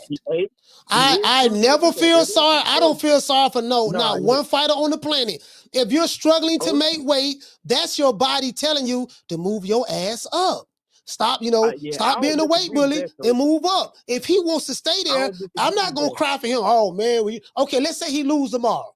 I don't want no Philly fans saying, "Oh man, well, Boots look weight drained." That's his fault. You should have moved up. We ain't trying to hit that shit. I don't feel sorry for no fighter doing that. Yeah. Hey, we lose tomorrow. We need Brian Norman on the show that night, Coach. We need him on the show that night, man. But yeah, if Boots got to come down, man, I mean he's spending more time trying to lose weight and less time training, and you can't do that against a strong boy like Brian. And his pop said he's moving around like 150 something. It ain't gonna be nothing for him to get down. So he's training for most of the fight and not trying to cut weight. But that's it. That's all I got, Coach. Absolutely, fam. Yeah, I've been hearing people been saying that. People sending me videos.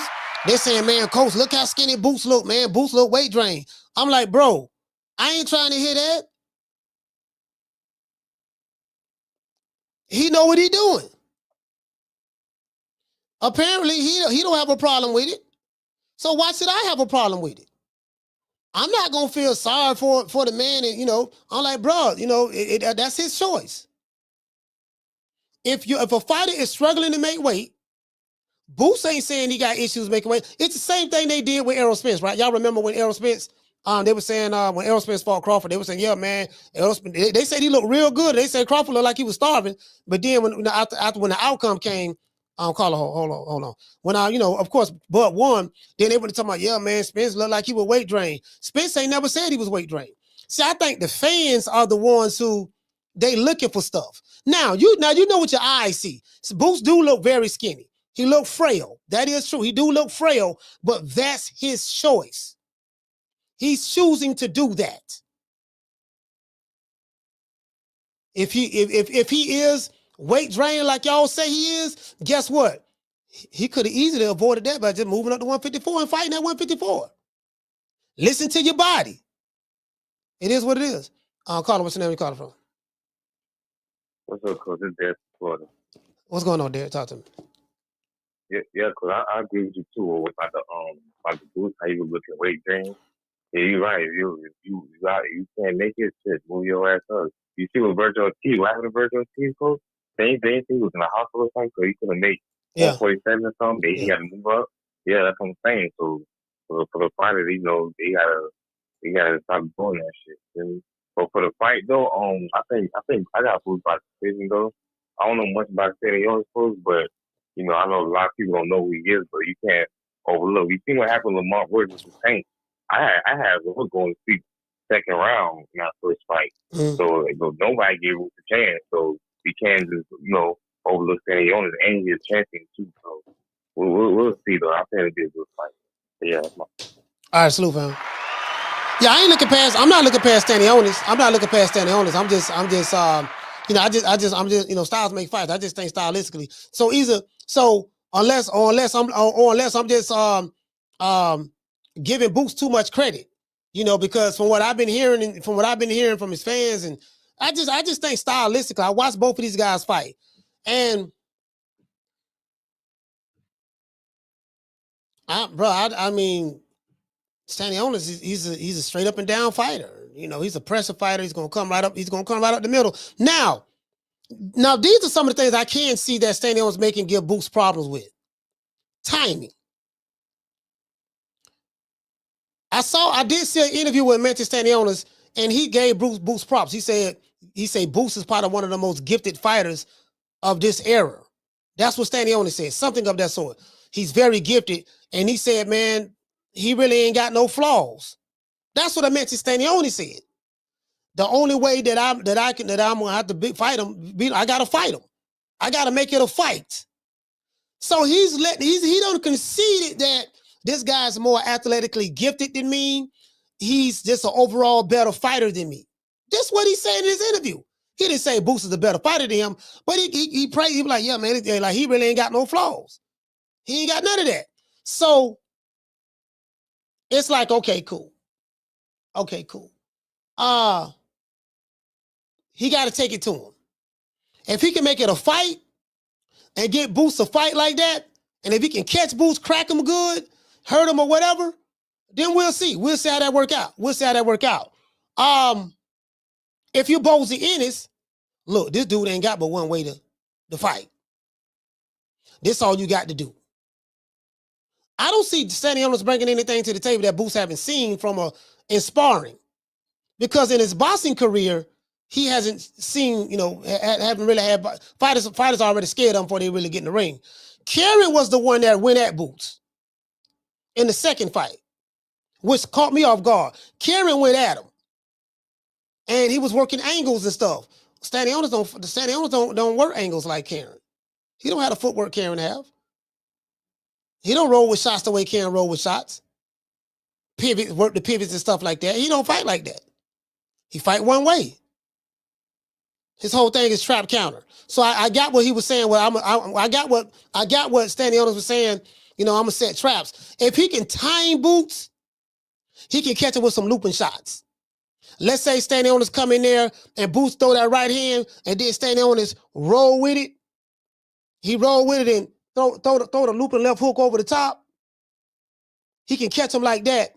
See, timing beats speed every day of the week, 7 days a week and twice on Sundays. If I got your timing down, Pike, I don't care how fast you is. I don't care how athletic you is. But if my timing is better than yours, I catch you like right when you get ready to pull that trigger, I catch you. And I'm able to catch you in between punches. I mean, if I got better timing than you, you can make it very interesting. True. Yeah. You got to make it very interesting. What you say, Justin? He got to throw when he throw. Yeah. I agree with that. You get what I'm saying? He has one way to win this fight. One way. He got to make it a fight. He have to. You know what I mean? He have to. If not, it's gonna be a long night for him. If he can do that. So we'll see how it works out. You get what I'm saying? Let's give everybody a round of applause.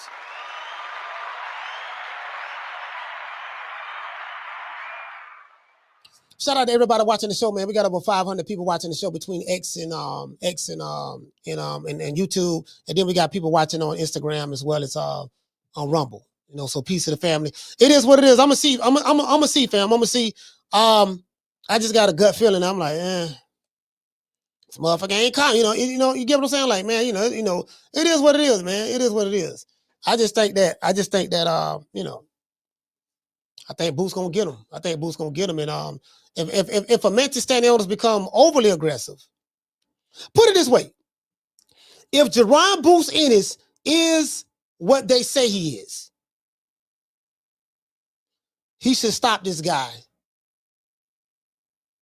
Like, I'm gonna give Stanionis some benefit of the doubt because the style of fighting that Eimantas Stanionis fight is tailor-made for Boots, in my opinion. So if he is the second coming of Roy Jones, if he is the phenom and all this stuff there that Blue Blood say he is, if he is that, he should be able to stop this guy right here. He should be able to stop this guy. TKO. I don't see a knockout, but I do see a TKO. I don't see him like putting him to sleep. Now, Brian Norman Jr. fought Eimantas Stanionis. I can see him going to sleep. Cause that's a strong country boy right there, Brian Norman Jr. But Boots is he's more of a volume puncher. I'm gonna hit you a bunch of times, and they're gonna get the stoppage. They may throw the towel in or whatever. He's more of a volume puncher like that. So it could be if Eimantas Stanionis is coming forward, You can't set traps on the front foot. It's called the trap counter game. You see Canelo do it all the time. Canelo going out high guard, and he wants you to throw so he can counter. He can catch you in between shots. So as soon he's looking for any flinch or whatever. Perfect example, when Canelo dropped Edgar Berlanga, that was a trap counter game. Was the trap counter. When you set a trap, making your opponent think he sees something that's not there. You want him to do certain things. If you watch that fight right there, Canelo showed the same look. He shot the jab out of the high guard.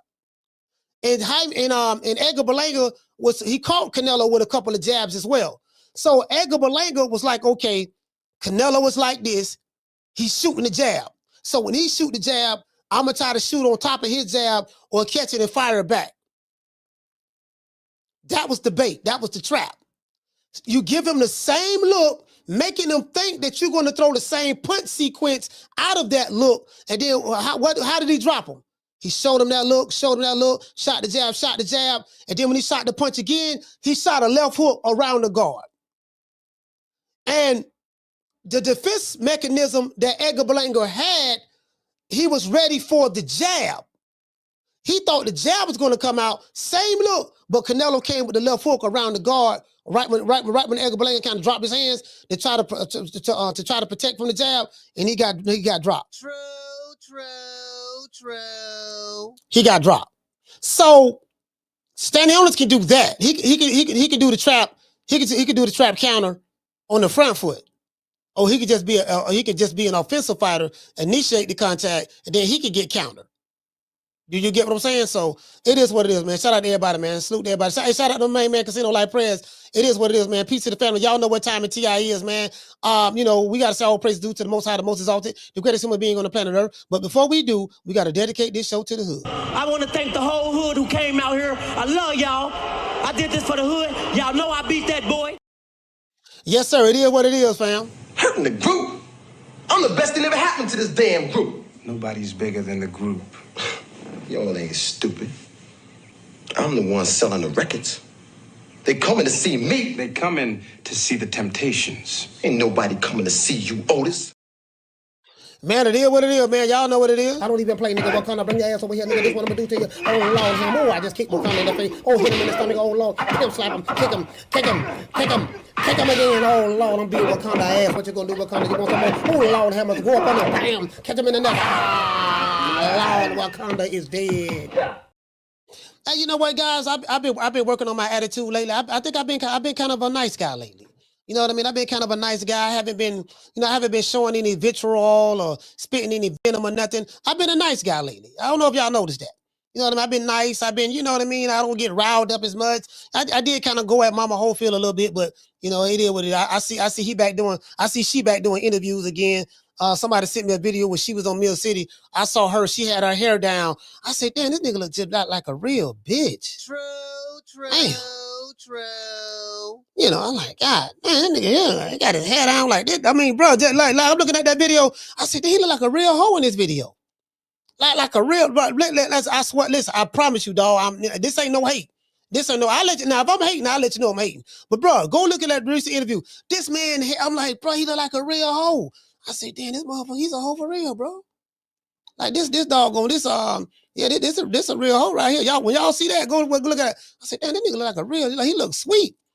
I'm talking about boy look like that boy been tampered with. That's all I'm saying. Look like that boy been tampered with. You did. Fuck with your soul like ether. Teach you the king, you know you. Godson across the belly. I prove you lost already.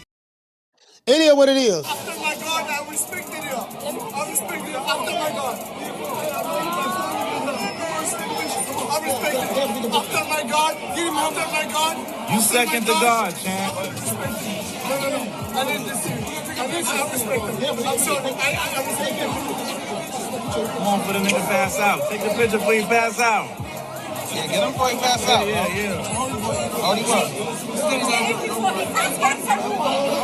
Yo, we gotta take this guy everywhere. Yeah. Yo, champ. He needs air. You need air. Take the picture. Take the picture before you face the picture. That's my hero, right? That's my hero. One more.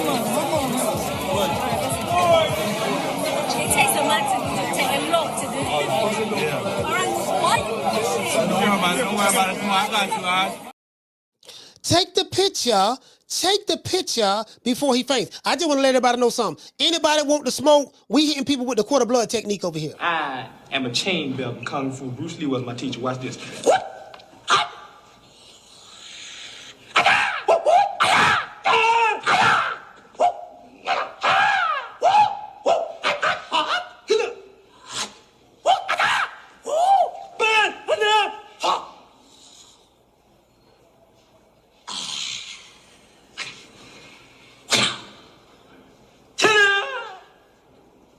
Quarter blood technique. You do that, a quarter blood will drop out of a person's body. Just in case, just in case they want to jump out there, you get what I'm saying? Anybody want to smoke? Want to Bozy to say he want to unify?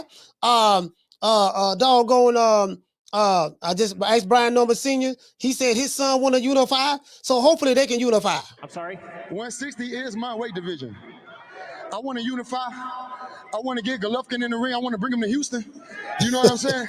I want to get Canelo out here to Houston. If they really to come down to 160, this is my weight division.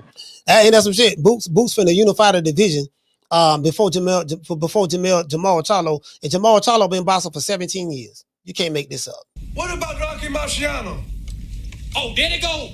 There they go. Every time I start talking about boxing, a white man got to pull Rocky Marciano out their ass. That's the one. That's the one. Rocky Marciano. Rocky Marciano. Let me tell you something wonderful. Rocky Marciano was good, but compared to Joe Louis, Rocky Marciano ain't shit.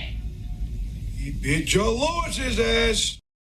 Hey, the nigga over there talking about something. Oh, the medical records are out there. They're out there already. It's been proven already. We don't show. We ain't got nothing to prove, and it's out there. We passed. When they took tests of us, we knew my son was poisoned. He was poisoned, bro. Like this nigga, I'm like this nigga still talking that poison shit. You ain't show no proof that he was poisoned. Like, bro, like literally, this nigga just killed, bro. And then the nigga got an attitude, rolling his neck. I just, we're not even worried about that person that's in the chat. He's being negative. Floyd, you gotta say, do you plan on revisiting that Shakur fight? Since you said you got poison, and we're not even worried about that because the stuff that they took us through, and I never said that Shakur, a masseuse poison, rubbed some cream on us and poisoned us. I didn't say it was from Shakur's team. I said it was a masseuse. It was somebody. And you talking about the yoga instructor that was in Fry Hill, Florida, in Fort Lauderdale, where y'all trained at. Yeah, I'm just saying, my hair. Wait a minute, I got my hair laying down. It looks so beautiful. I'm like, this is the ugliest she I ever seen in my life. You get what I mean? Don't get me wrong. I ain't knocking no man, but I'm just saying, bro, I'm Shim. This is the ugliest Shim I've ever seen in my life. True. Shim mad. Shim still lying. Shim got a fight in June. Shim say Shim pulling up. Shim say we was poisoned. Shim say, yo, do y'all know what a Shim is? A Shim is a cross between a she and a him. True.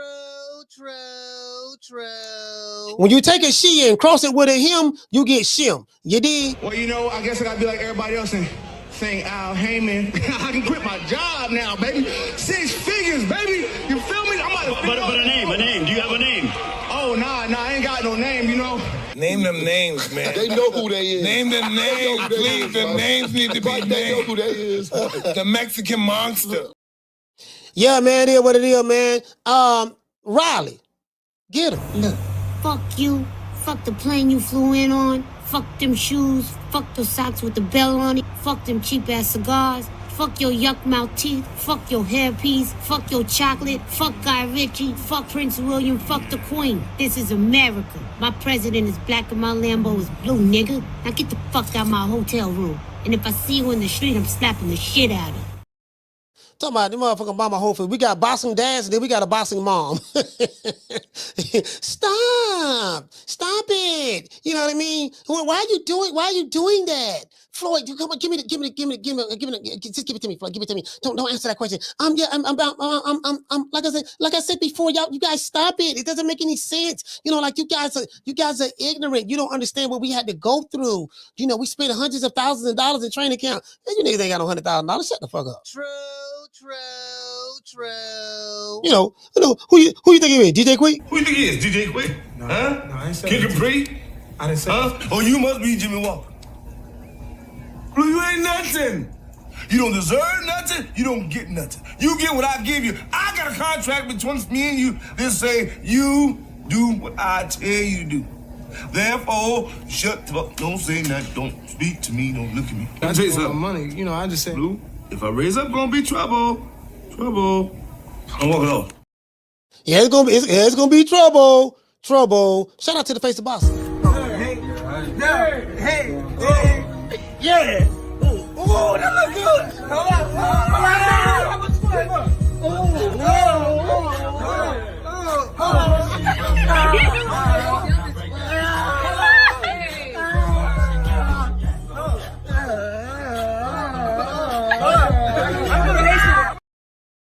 And to all the ladies out there, today is Tenderoni Fridays. To all the ladies, I want to give y'all some game. If you're a lady, please pay attention. Stop what you're doing. Look at the camera and pay attention. If you have a man that looks at you like this here, he's a keeper. You better keep him. Make it last. Make it last forever. Don't let I love me.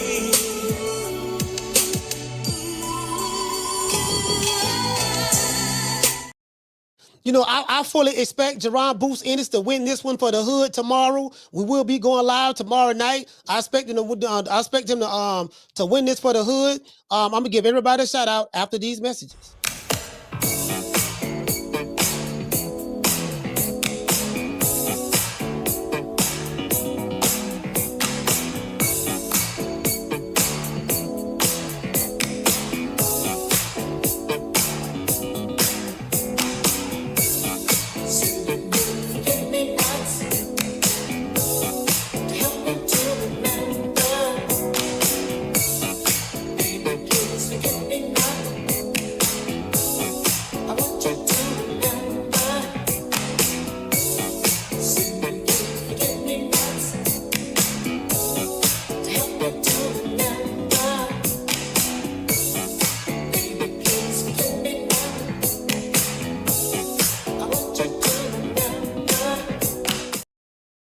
Hey, shout out to everybody in the chat, man. Shout out to Foodie, Miss Black Panther.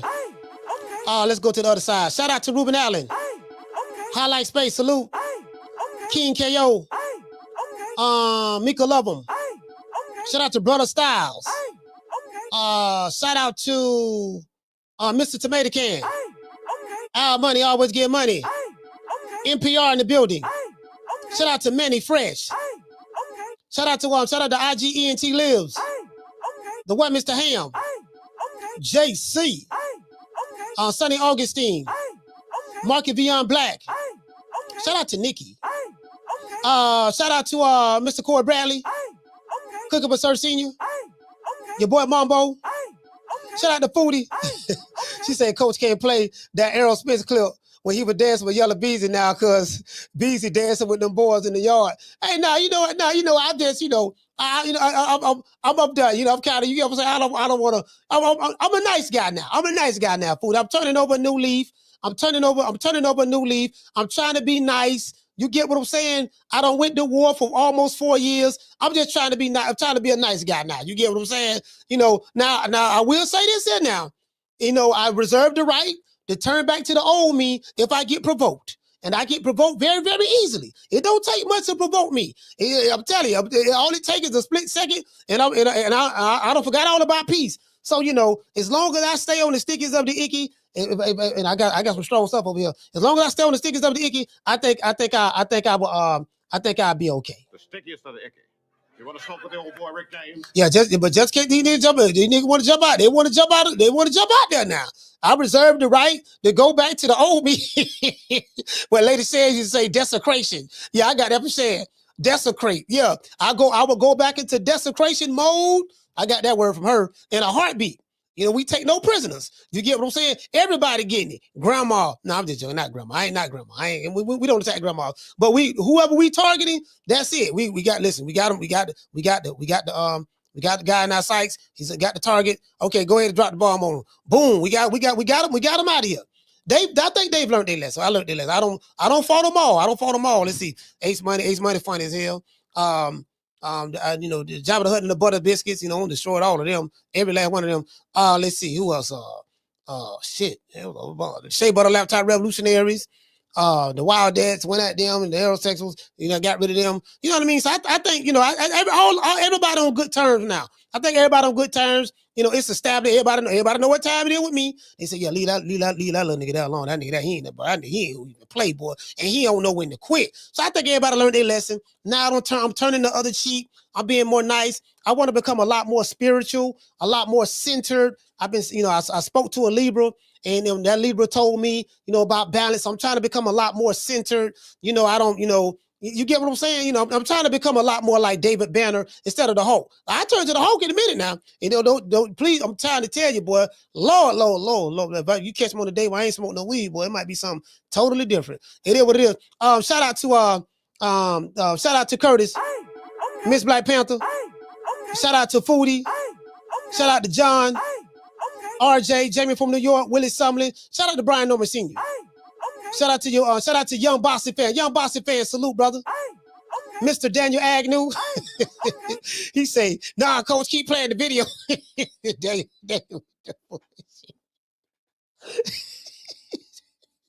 They be trying to provoke it. They be trying to provoke. Yeah, man, go ahead. Don't try to bait. Radio Raheem. To this day.